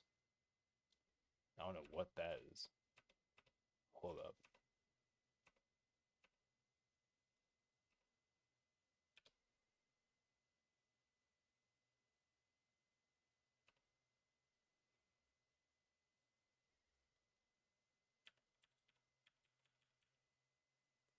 Okay, wait.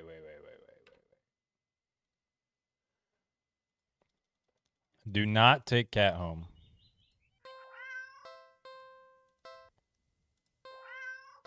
Feed cat. Blood. Okay.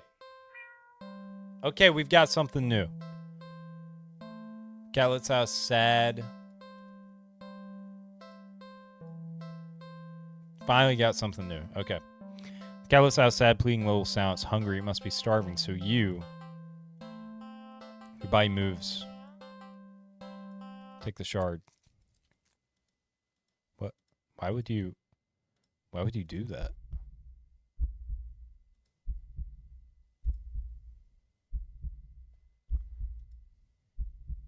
Carefully hold your finger over the cat. Dark red blood beads down at the wound. W. Before growing heavy enough to drip into the cat's open, waiting jaws, mews happily at you.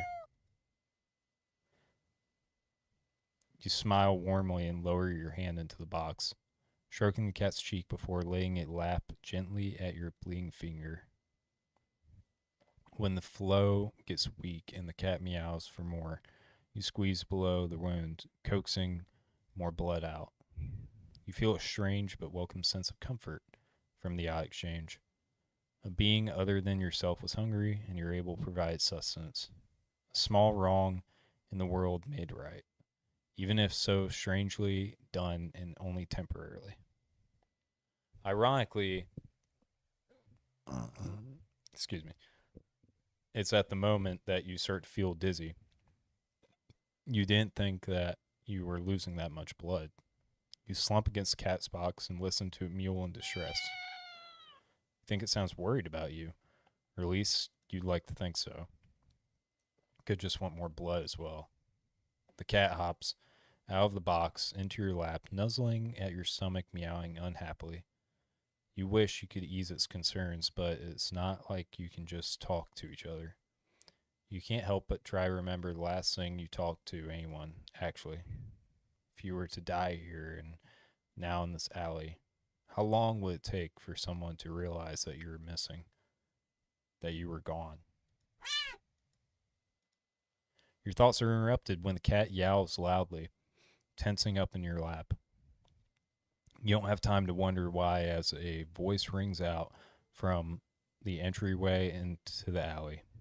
Hello? Hey, you. Are you alright? You only answer you don't think you can. Your voice feels locked away, deep, deep within you. The cat looks up at you with a long stare, as if it's assessing you. It looks back towards the voice with a final nuzzle at your stomach. It hops out of your lap, leaving towards the alley entrance. But then starts to shift. Crack. Oh, God. Oh, God. His face opens up. Crack. It peels back. It opens again. Writhing tendrils peeking out from where you think its mouth should be. The stranger's silhouette freezes in the light beyond the alley. What the hell is this? But they don't have the chance to finish their question. Tendrils converge into one before shooting out the cat's jaw and piercing into the stranger's shoulder. Ah! The loud pain cry, a fearful yell. They claw at the tendrils, trying to pull them loose, but to no avail. You can't seem to process their screams. You stare at the creature before you, so different from the cat who mewled out of concern for you earlier. Let's just let the cat do its thing. You know, it's cool. Hey, circle of life. Circle of life. Draining them until there's nothing but a husk of bones, skin, and heap of clothes on the floor. You feel awful, but what could you do? The creature is also a living thing. Shouldn't it be allowed to eat what it needs to? Does it not also have the right to do what it must to survive? You ignore the voice in the back of your head that questions if there could have been another way. It's not like you tried to see if it could eat anything else other than blood, human blood. Now, did you? The creature purrs as it rubs its side into your arm. You realize that after a bit of rest, you finally started feeling better. But you also think that something inside you feels a little broken too. You're just not quite sure what it is yet. You stand and hold out your arms. Still hungry? The creature trills happily and hops into your outstretched arms. Let's go then.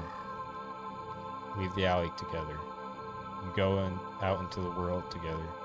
Cat's hungry, and it will be hungry often from now on. Very often.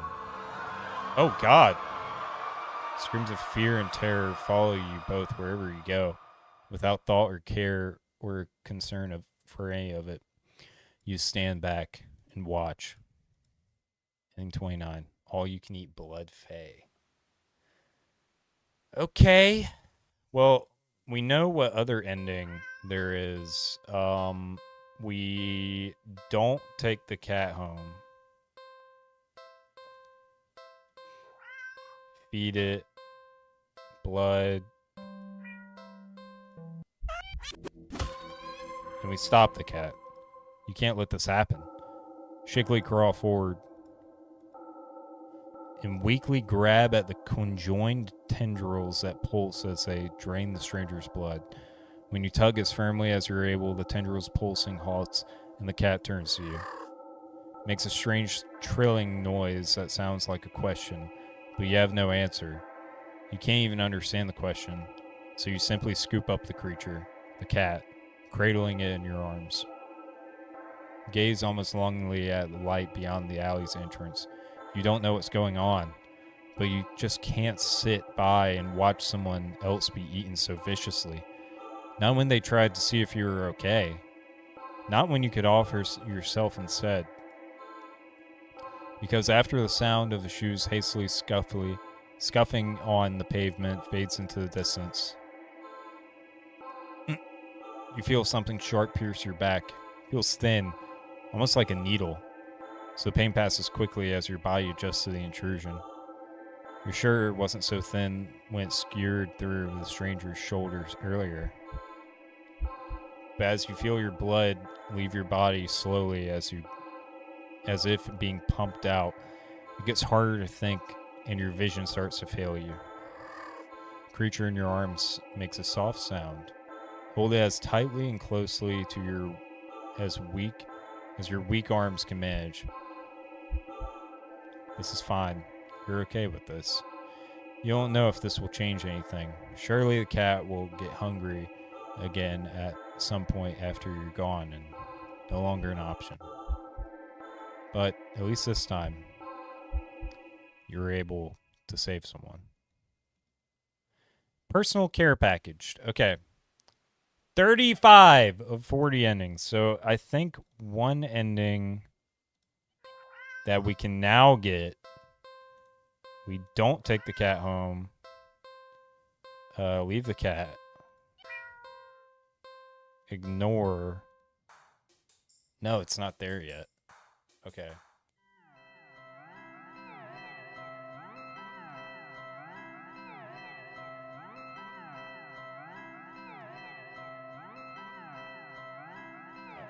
That's not what I want to do. We'll do something else. Where was the fastest? Go to the movie. I think the movie is the fastest ending that we can get. Okay.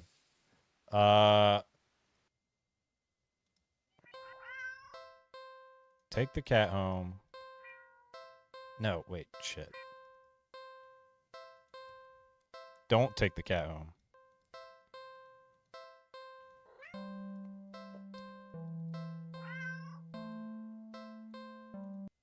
Still? Are you kidding me? Okay, which ending are we missing? Feed the cat. Blood. Let the cat feed. Which ending are we missing?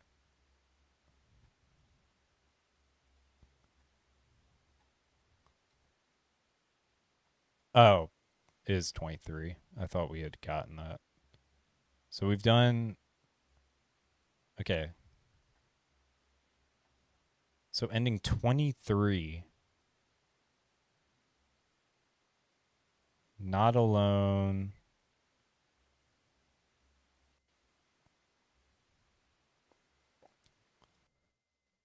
Okay, let's see if we can figure this out. Getting close. Yeah, this game is fucked.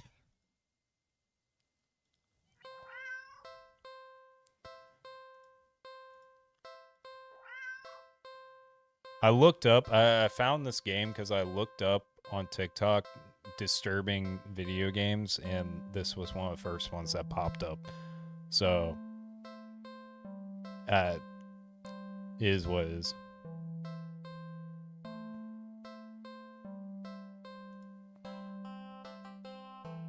What other stuff you like to stream so far? I saw you do NCAA, I rated, and cards in this. I'll stream. So yeah, Pokemon card openings. NCAA, I'll play a little bit, and I like to just find random horror games and play those. I was streaming a lot of Elden Ring Night Ring a while ago when that was popular.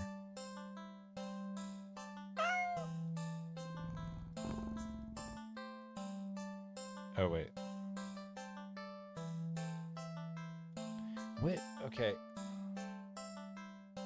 What ending is it? It's 23.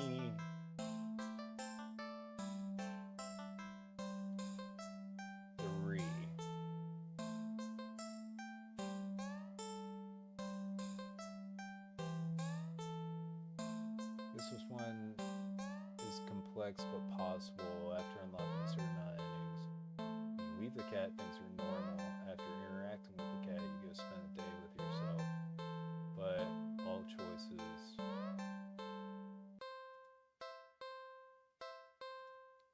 Okay.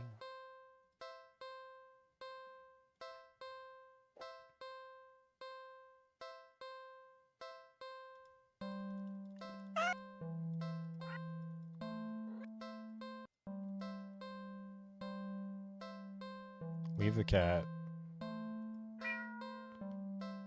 Ignore. Appreciate it. Yeah, the glasses distract from being bald.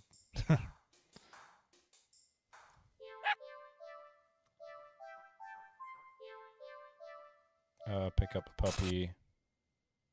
Hold on. Wait. There's a timer. What if we let the timer go down? Terrified, you drop a puppy on the ground. Okay, we've done this already. Stay at the park. Throw. Leave. Wise decision. Okay. I don't understand.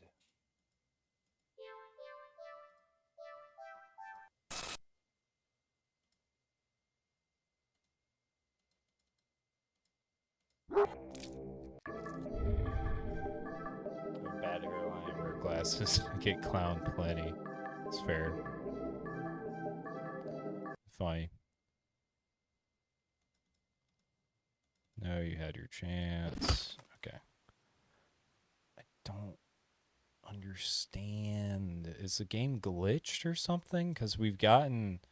Okay, so the dilemma that we're running into. So ending 23 is like a special ending. So called feedback loop. And to get it, you leave the cat and then you go watch a movie, go to the carnival, or go to the dog park.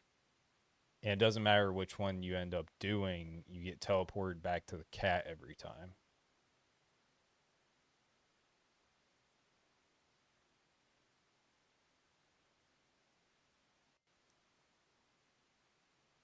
But that's supposed to happen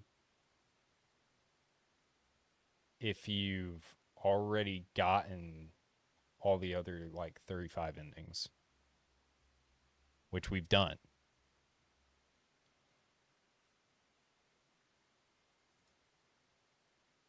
So I don't quite understand. Because this is still locked.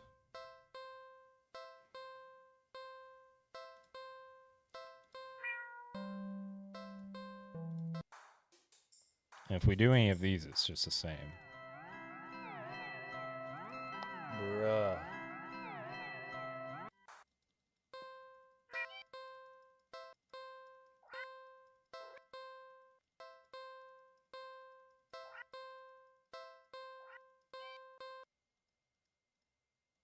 Oh, oops. Went back too far.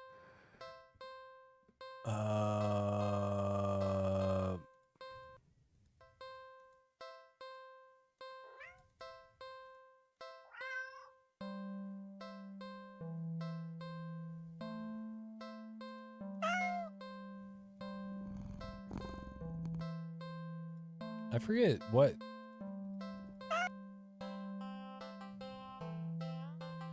Okay, I think it's if we leave the cat and then turn back.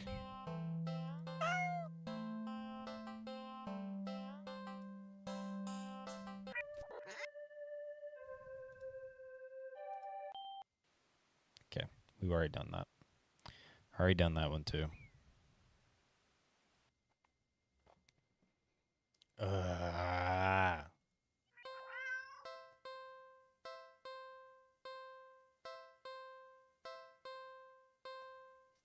Don't take the cat home.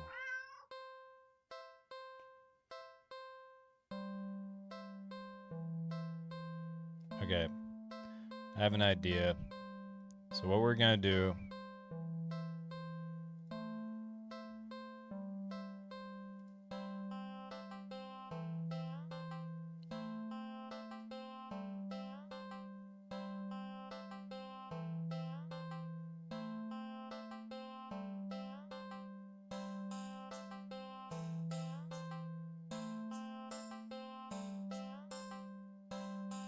Is that it?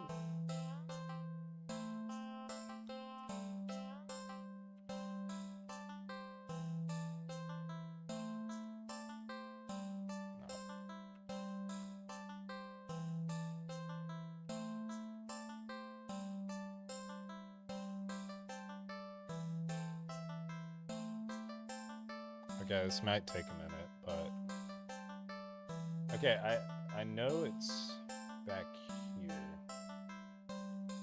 I'm watching a video, and it doesn't, like, chop up everything, each ending, properly. But...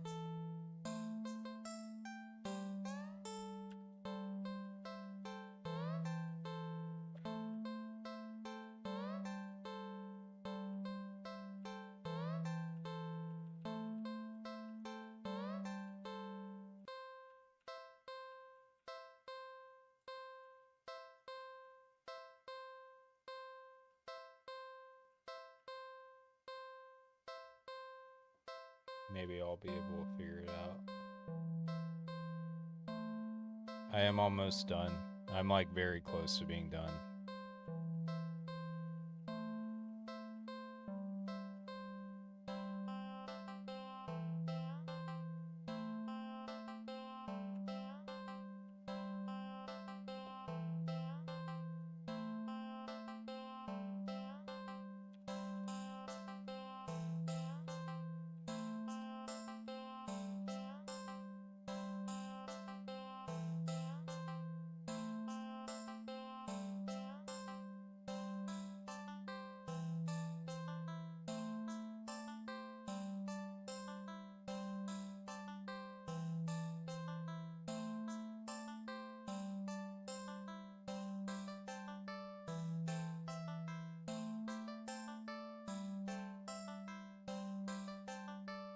Okay, ending 23.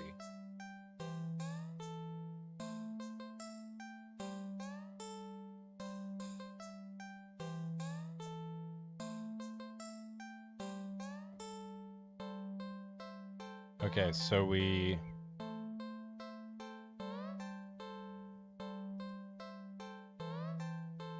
leave cat.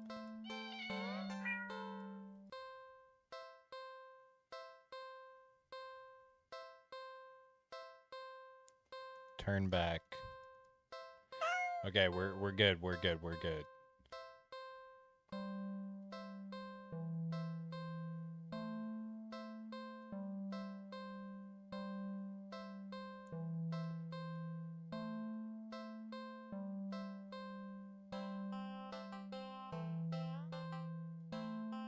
I'm very close to being done.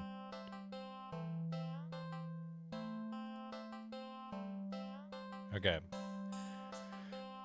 So we leave. Can't really afford to take cat home. Okay, here it is. We leave from there. I'm not even gonna read any of this. Go to the carnival. We go to the carnival.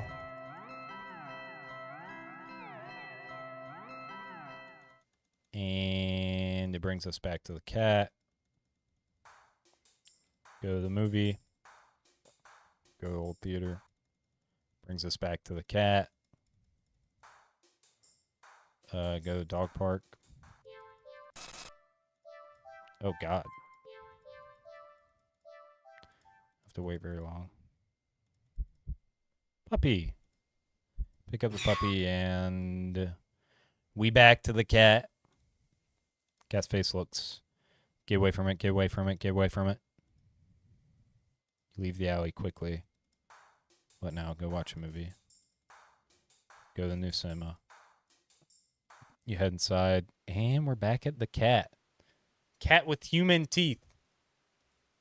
Cat's face looks, it's... Get away from it. Don't like that. Be right back. All right. You leave the alley quickly.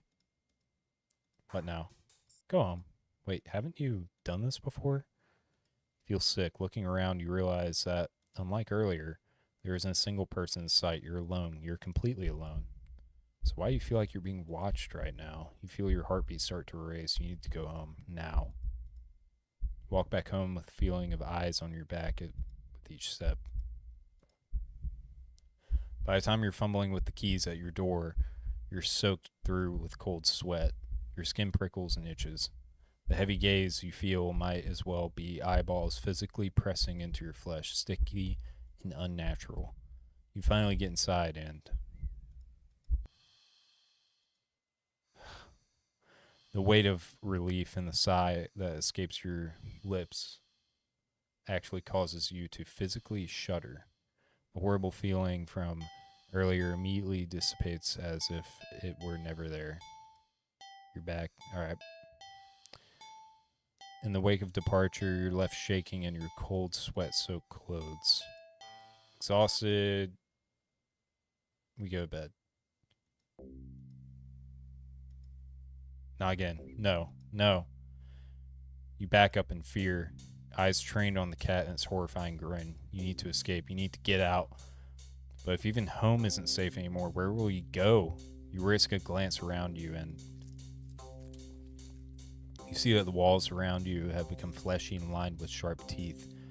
The ground now a tongue writhing under your feet, closing like a mouth. You try to run to the exit. Nowhere to hide. But trying to run on the tongue slows your speed significantly as you stumble and trip. Try helplessly as the last sliver of light from the entrance tightens behind a size you could never hope to squeeze through. Darkness falls over you. You feel the damp humidity of the mouth all around you. The walls of teeth, fangs, take their time closing in, closer and closer. And 23 feedback loop. Okay! We have gotten all of the normal endings. We can finally get the true ending of the game. Oh, wait.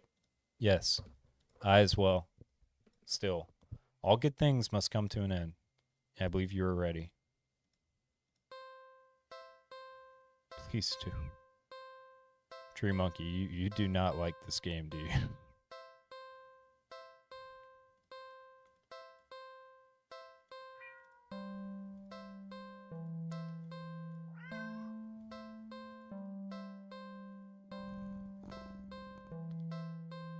Let's go out here. Yeah. Dazing off watching this, that's fair.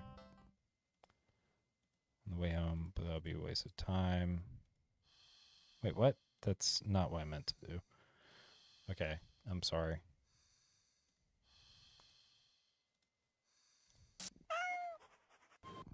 Okay. What I meant to do, enjoying yourself, haven't you? Okay, cool. Don't take the cat home. Here it is. You are ready. Finally. Jesus. After 3 hours and 46 minutes. Let's see. Only one thing left. So, what should you do with the cat that has been very, very, very naughty? Begin restoration? Monumental achievement, indeed. Okay. What should you do with a cat that has been very, very, very... Something it deserves. Something final. We're gonna have to kill it? Something that's done to you over and over again. The act of take... Yeah, okay. Okay, kill it. Kill it. Kill it. Kill the cat. I'm cool with that. This cat's killed us like 30 times. Kill cat. Do I have to watch? I don't really want to watch. Yes. We're gonna see it through. We gotta see it through. Once you do this, you won't be able to turn back. Do it! Please do it. Last chance. Are you really sure about this? Kill the cat. Kill the cat. Kill the cat. Oh, God.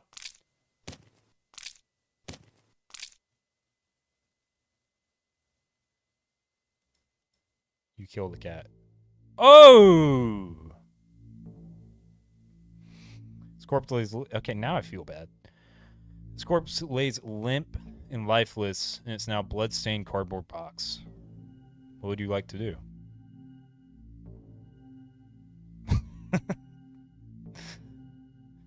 Trimo. That's crazy. Cat did have that shit coming. Check pockets. Are we running the cat's pockets? There's no point. The cat's dead. You dig deep in your pockets. Left pocket, string, useless. Right pocket, chocolate. You eat the chocolate. Fuck that cat. Oh my God. Take a picture? No point. No! Take a picture. What would you like to do? Let's look around the area. What are you looking for? The cat's dead. You look anyways. Look to your left and right. Nothing but trash. Frying.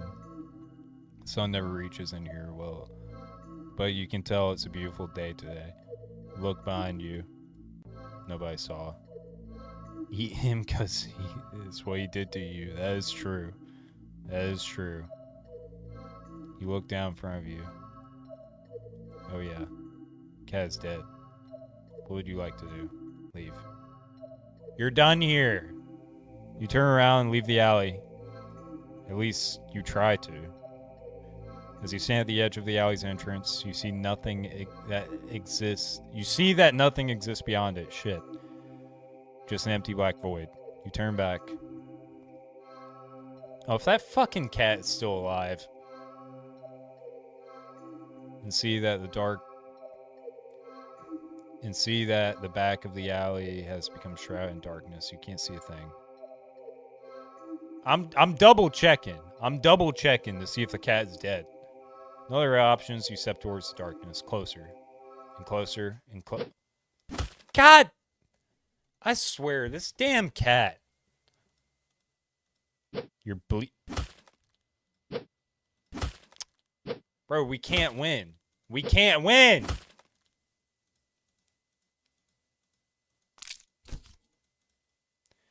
Front of your body is slashed open, leaking blood and gut. Yeah, we've been through this before. Don't you know that cats have 9 lives? Unfunny joke. Not funny. I'm a tweak. This damn cat. Don't you know that cats have 9 lives? Shut up! We get it. 8 more left. Do I have to do it 8 more times? Do I have to just kill it 8 more? Oh.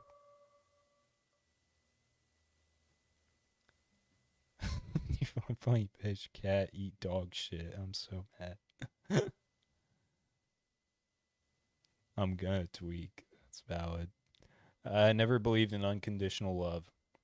Not even as young as I was on the day that changed my life forever. Still, I always assumed that they would come the closest to granting it to me.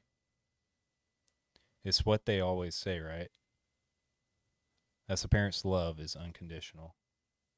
The wounds they'd inflicted on my skin and in my heart had long since scarred over the day they dealt the final blow. And all it took were 2 little words. Get out. The day they finally turned their backs on me, abandoned me. Fuck that cat. Just take out a pocket of acid and feed it to him. That's a valid reaction. Not crazy to say. That was the day it found me. It offered me an unfathomable kind of love. A love that could be limitless, endless, powerful, all-consuming. A love unmatched. A love unlike anything that could exist in this world. But there was one thing that love is lying. But there's one thing that the love it offered could never be. Unconditional. Okay. So are we like an abused kid? Where am I? And so you find yourself here yet again. What? Who said that? Where is here? I can't see anything. Why? Here is here, silly. Why is the cat talking? I'm gonna kill it again. I'm gonna kill it again. You're well, do you remember me this time? I never would have thought of myself as being forgettable. But I suppose there's a first time for everything. Your memory slowly pieces together fragments of a moment, an encounter. A cat in an alley. I took you home with me, didn't I? Correct! You were dreaming so long, you were daydreaming so long, you even had me worried.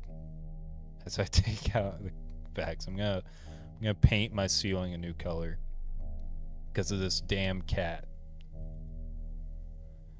Can you imagine that?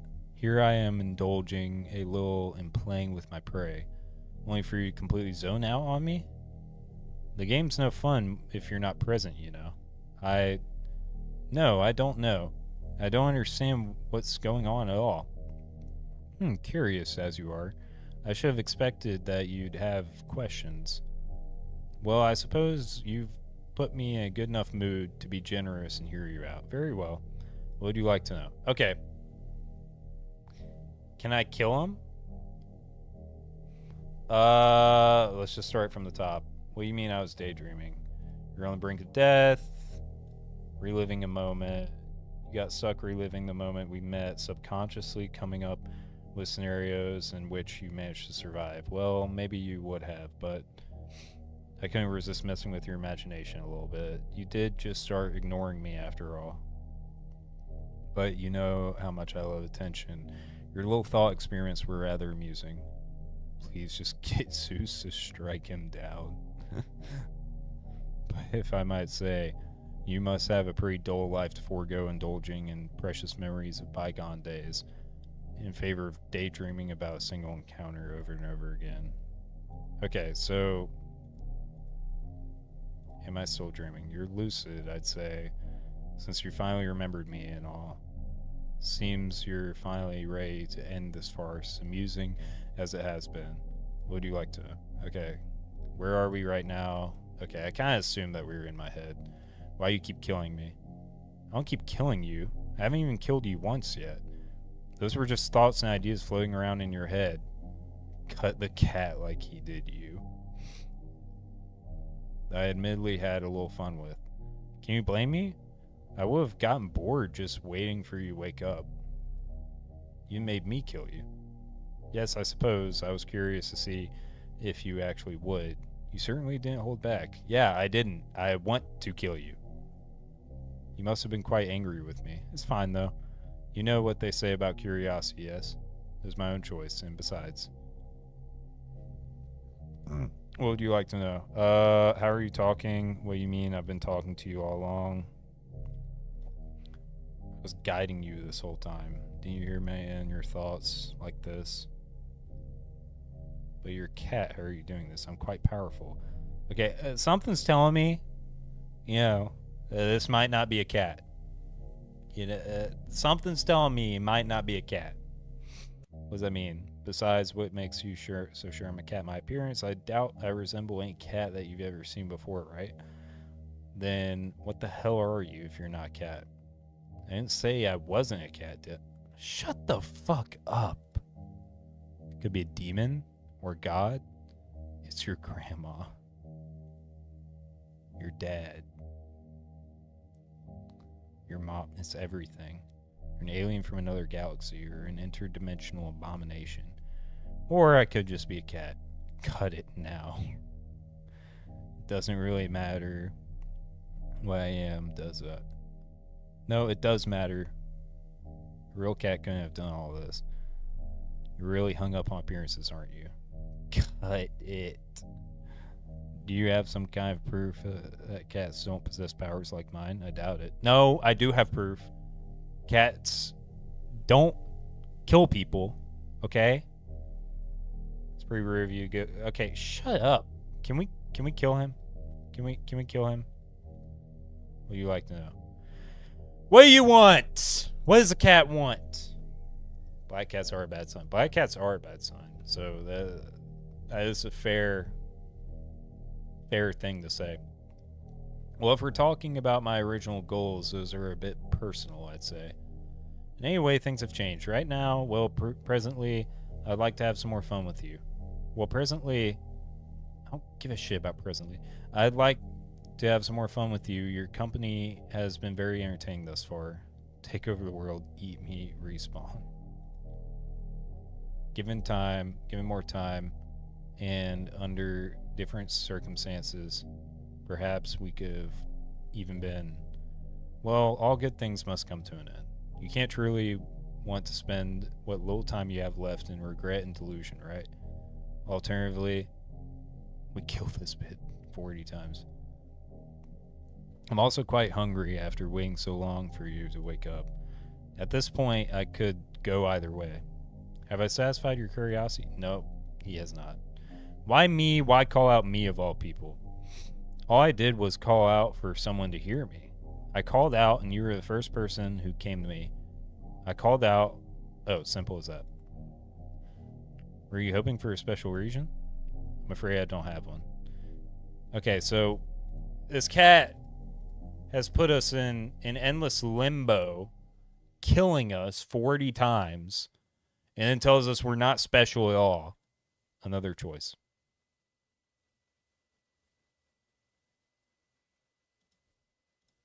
This place is...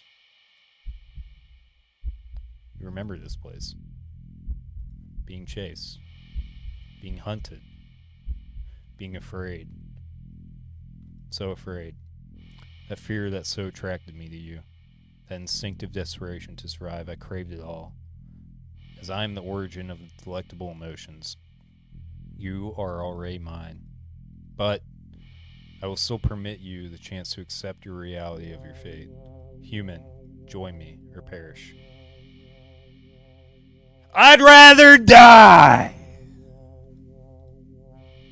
I see there's nothing left to say. I'd rather die than join that damn cat. Resigned to your fate, you finally turn around. It's enormous. Shapeless, billowing like thick smoke in the wind. The shadow-like entity towering above you. So high it looks to the sky. Poured it down on earth. Still pouring it even. It is unfathomable that your tiny world is even able to stand under the weight of the reality of such a being's existence. And that you and your fragile mind haven't fallen to ruin as well.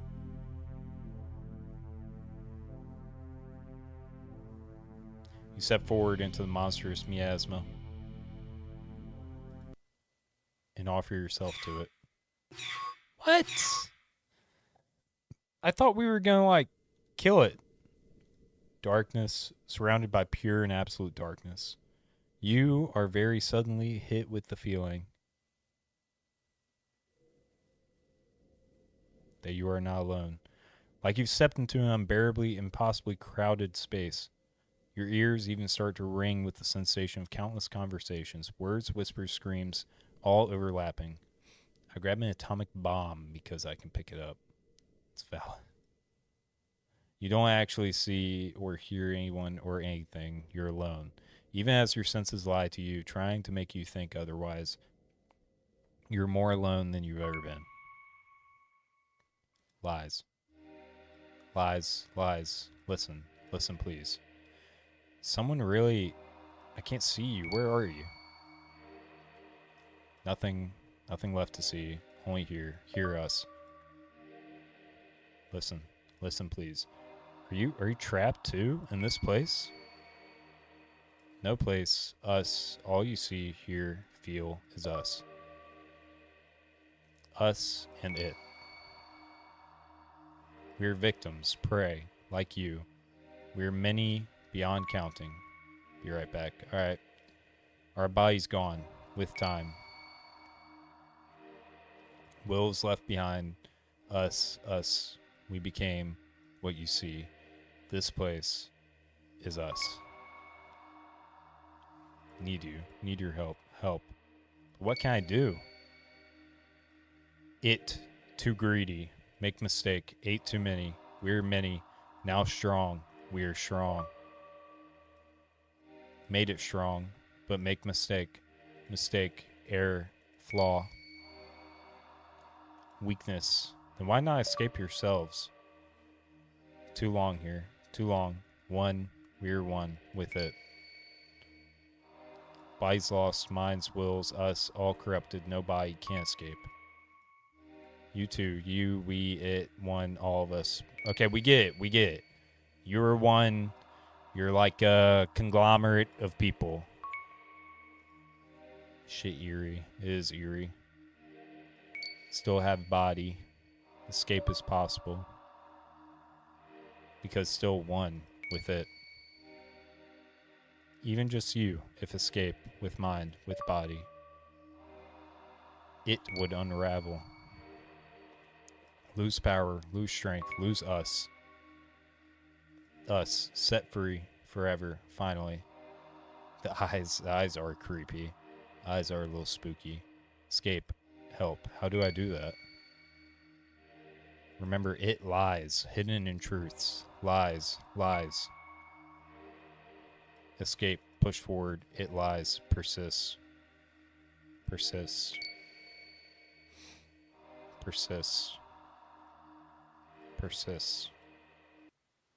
You ignore their words. Deep down, you know there's no way someone like you could win against something like it. The cat. Stupid, meaningless, useless, a pointless effort. The hopes of those words, their wills. It would all be wasted on you. I'm back. So, update, we haven't killed the cat yet. So, you accept your fate and choose to perish.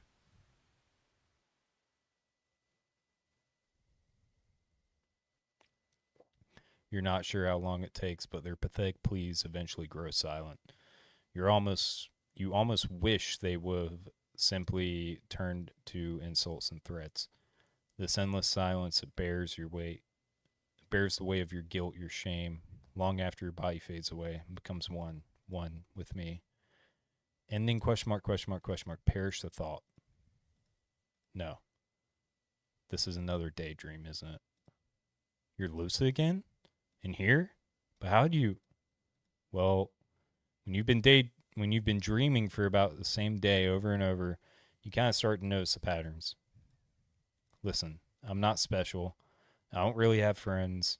I don't like crowds or going out most of the time. And more often than not, I'm alone.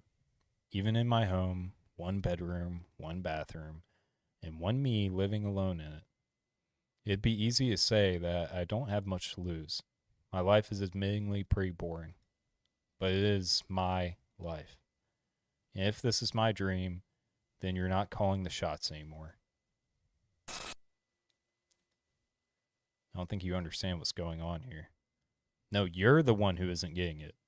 You called me. You're the one who needs me.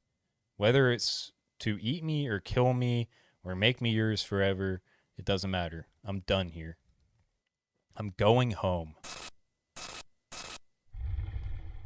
You forget yourself, human. You ungrateful little creature. I give you my patience, my attention, my love, and you think you can just leave? I didn't have to, you know. I could have just eaten you whenever I liked, but instead I gave you time to understand, time to accept what was happening. I gave you a choice. You, an unremarkable little nothing of an existence whom no one would even notice was missing if I'd just taken you as I please. Well, I fucking love you, big body bitch. This is crazy. How much acid do you think the developers did? Facts. Developers must have been on some crazy shit. Dreaming away about endless possibilities. Never having to worry about permanent consequences ever again. About choosing wrong. A little world all on your own inside your head. I offered it all to you. I gave you the choice to join me and have it all, and you refused. You said you'd rather die, didn't you? And yet you're here trying to go back on your choices, only to continue to reject me, reject my love. So foolish, so ungrateful. Just like the others, you don't even know what you want. Another bundle of contradictions. You wish for solitude, yet you fear being left alone. You fear being forgotten, undesired, unloved. Yet even I, though I love you and desire you. Even though I promise to never forget you. Even though I am only willing to never leave you. I'm going Joker crazy. You still reject me, stupid little child. I'm done waiting. You do not get a second chance. You made your choice, and you will accept the consequences of that choice. You're going to stay here with the rest of these ingrates. Forever. Haven't you heard of changing your mind? Such a thing doesn't erase your original decision. It has been permanently etched into reality. Do you think yourself so important that you are above facing the truth of that reality? No. But that doesn't mean that I can't do my best to make things right. I'm still here, aren't I? That means I can always make more choices, better choices. My mommy said I can't go with strangers. Exactly. Cat is a stranger equals danger. You gave yourself to me. You're already part of me. This might be your pathetic little delusion, but don't forget that I'm the one in control here, human. Oh yeah, that's right. Those twisted choices in my dreams were all you, weren't they? We help. Running end dream exe. What's persist? What are you doing, you useless traitors? We're gonna kill the cat! We're gonna kill the cat! I think it's about time I start making my own choices. Persist! Come on. Tell me the cat's dead. Tell me the cat's dead. The cat's dead! Let's go! Finally! Finally! I think I need to go home. I stepped forward out of the alley. It's going to take some getting used to. I stepped forward towards the entrance of the thankfully empty alley. I'm almost out of this place. When suddenly... No, God.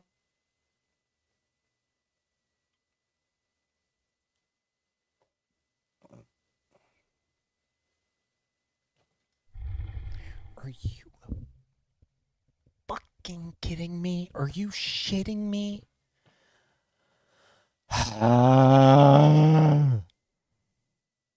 This isn't real. This isn't real.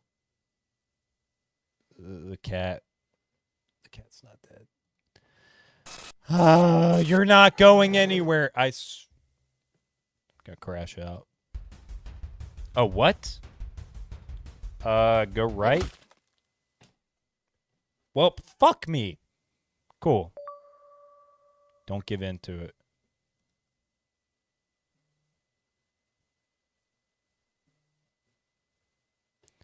Persist. I need to dodge away from it. Yeah, no shit, but like...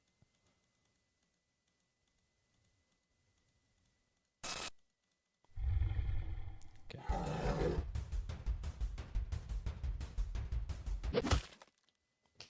What? Okay, persist. Go back.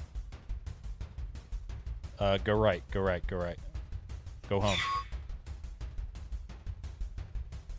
Damn it, it overrode my choices. Where the hell do I go?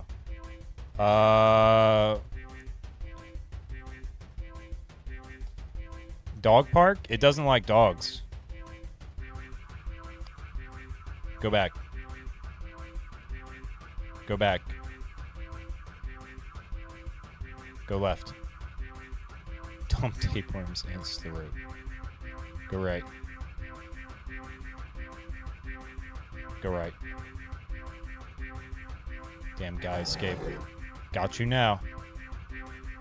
Go right. You ain't got shit! Go left. Go back. Get back here. Go to the movie. Go old theater. Go left. Go right. Left. Right. Crap, it dead. Stop running. Go right. Go left. Go back. Get back here. Go New Sima. Go right. Go back. Go left. Go right. Den, where do I? Found you. Go back. Go left. Go right. Get back here. Go Carnival. Go right. Go right. Go left. Go back. How do I get out? No escape. Go right. Go back. Go left. Get back here.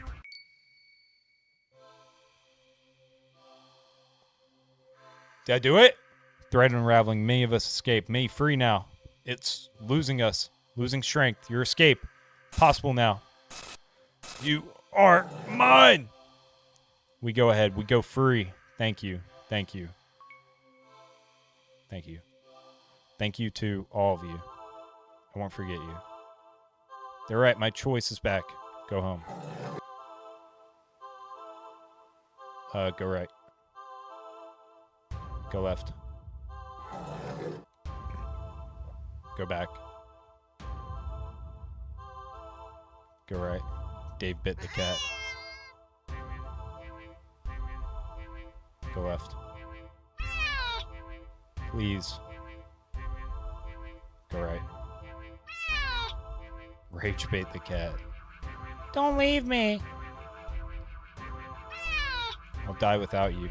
Yeah. Go right. I'll die. Good! Good! I want you to die. Push forward.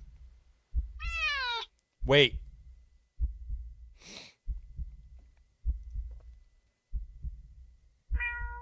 Wait.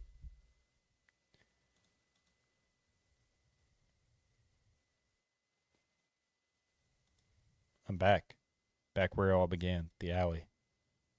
In the cardboard box at the back of the alley. What is that? There you are. Look nothing like that impossibly cute cat I met. What feels like a lifetime ago. After escaping and releasing the wills of all your victims, all that's left of you now is an inky black blob seething up at me. The endless hatred pouring out of your singular eye doesn't scare me at all. Do not take this cat home! Don't leave your mind. No, I'm not. You took them away. They were mine. Now they're gone. You took them away. You took everything from me. They weren't yours either. Alone.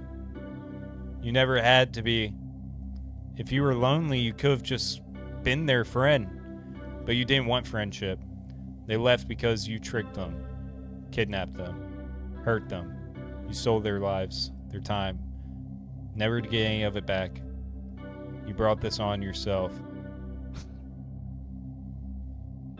Now my game. You brought this on yourself. Do not take this cat home. You're perfect. I'm not. You are. Don't need others. Just need you. Stay with me. I won't. Can give you everything. Can be everything for you. No, you can't. You couldn't even before. You definitely can't now. And even if you could give me everything I ever wanted and more, I'd still never stay. Don't take this guy home. I love you. No, I do. So much. I love you. Stop. Maybe you do love me. In some strange, screwed up way I'll never understand. But even if that's the case, it's not enough. Please, don't go. I'll be good. I don't believe you. I promise. I can't trust you. I promise. Just don't leave. Don't leave me alone. Please, I'll die. I'll die without you. Do not take this cat home. Let it die. Let it die. Let it die. Let it shrivel up and die. I hate you. Good. Now that I can believe. There's nothing left to say. Not take it home. Yeah, let's take it home now. Let's take it home now.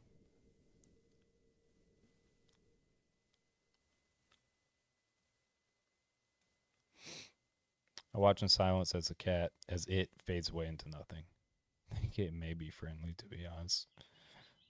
Yeah, it was just joking. It was just joking. It didn't mean to kill me like 35 times. That was just a joke. It was just a prank. And leave. Thing 38, do not take this cat home. Today's been surprising. Yeah, plainly so. A day off that started with admittedly crummy weather led me to the old theater, where I enjoyed a movie by myself. My laughter filled up the entire empty theater. The rain had stopped by the time the movie was over, and I was in such a good mood. I hopped over to the not-so-new cinema, not to watch another movie, but play around in the arcade, earning a few high scores. What? With the gamer in me awakened, I went to the carnival to play some more. Bro, what? I did manage. Nope, kill it. Kill it. Kill it. Kill it now. Kill it now. The rides weren't so bad either. I got inducted into the group. Baby steps. Bit of interaction.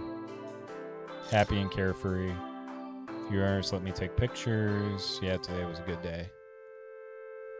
I don't think about the cat or it. I guess all that much these days. It was hard at first. In the immediate days and weeks that followed, what happened to me was all I could think about. There were days I blamed myself, days I questioned my choices. I went back to the alley a few more times than I want to admit. Feeling that always went through me at the sight of that empty cardboard box was so indescribable, so overwhelming. I'd sometimes break down, cry right where I stood. It took a while, but eventually that strange emotion became clearer and clearer, until I had the courage to recognize it for what it was. Relief. I'd been afraid to feel it for so long, terrified to let my guard down, but that sense of relief finally returned. Relief that it was gone. Relief that I was free to live my life. However simply or extraordinarily I wished. The ones it had imprisoned, never heard their voices again either. But that's for the best. Living here and now, never forgetting what they did for me, and what I did for them too. For now, I think that's enough. At least I hope so. And that's wherever they are, they're finally at peace. I'm fighting for my own peace too. One day at a time, one tomorrow after another.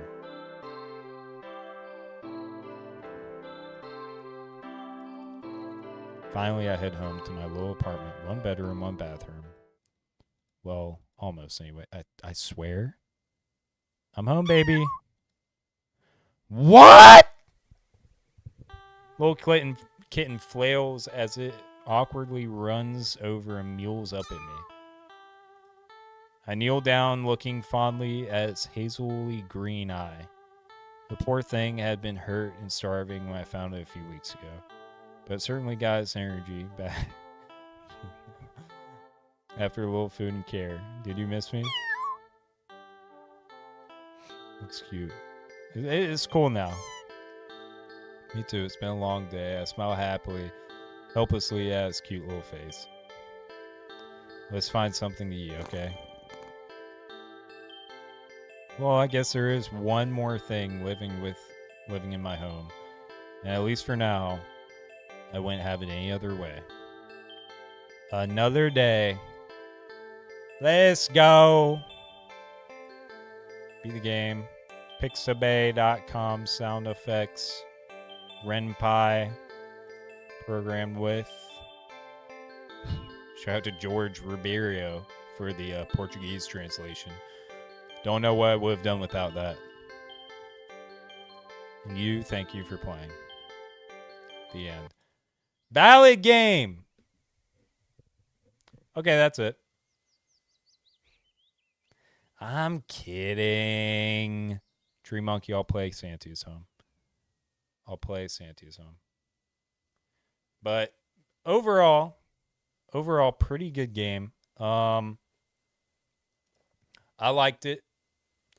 I'm gonna download Santa's Home while I talk about the game. It was a fun game. I think it was kind of like an analogy for like loneliness in people in general. You ending? No, not yet. Santa is home. I don't know why it's not popping up on.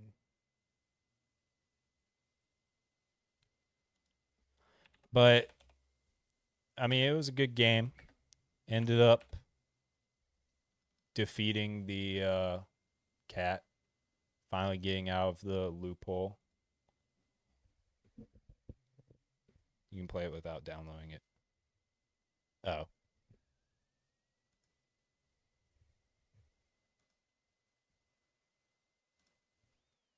It's 37 megabytes. All it's downloaded. But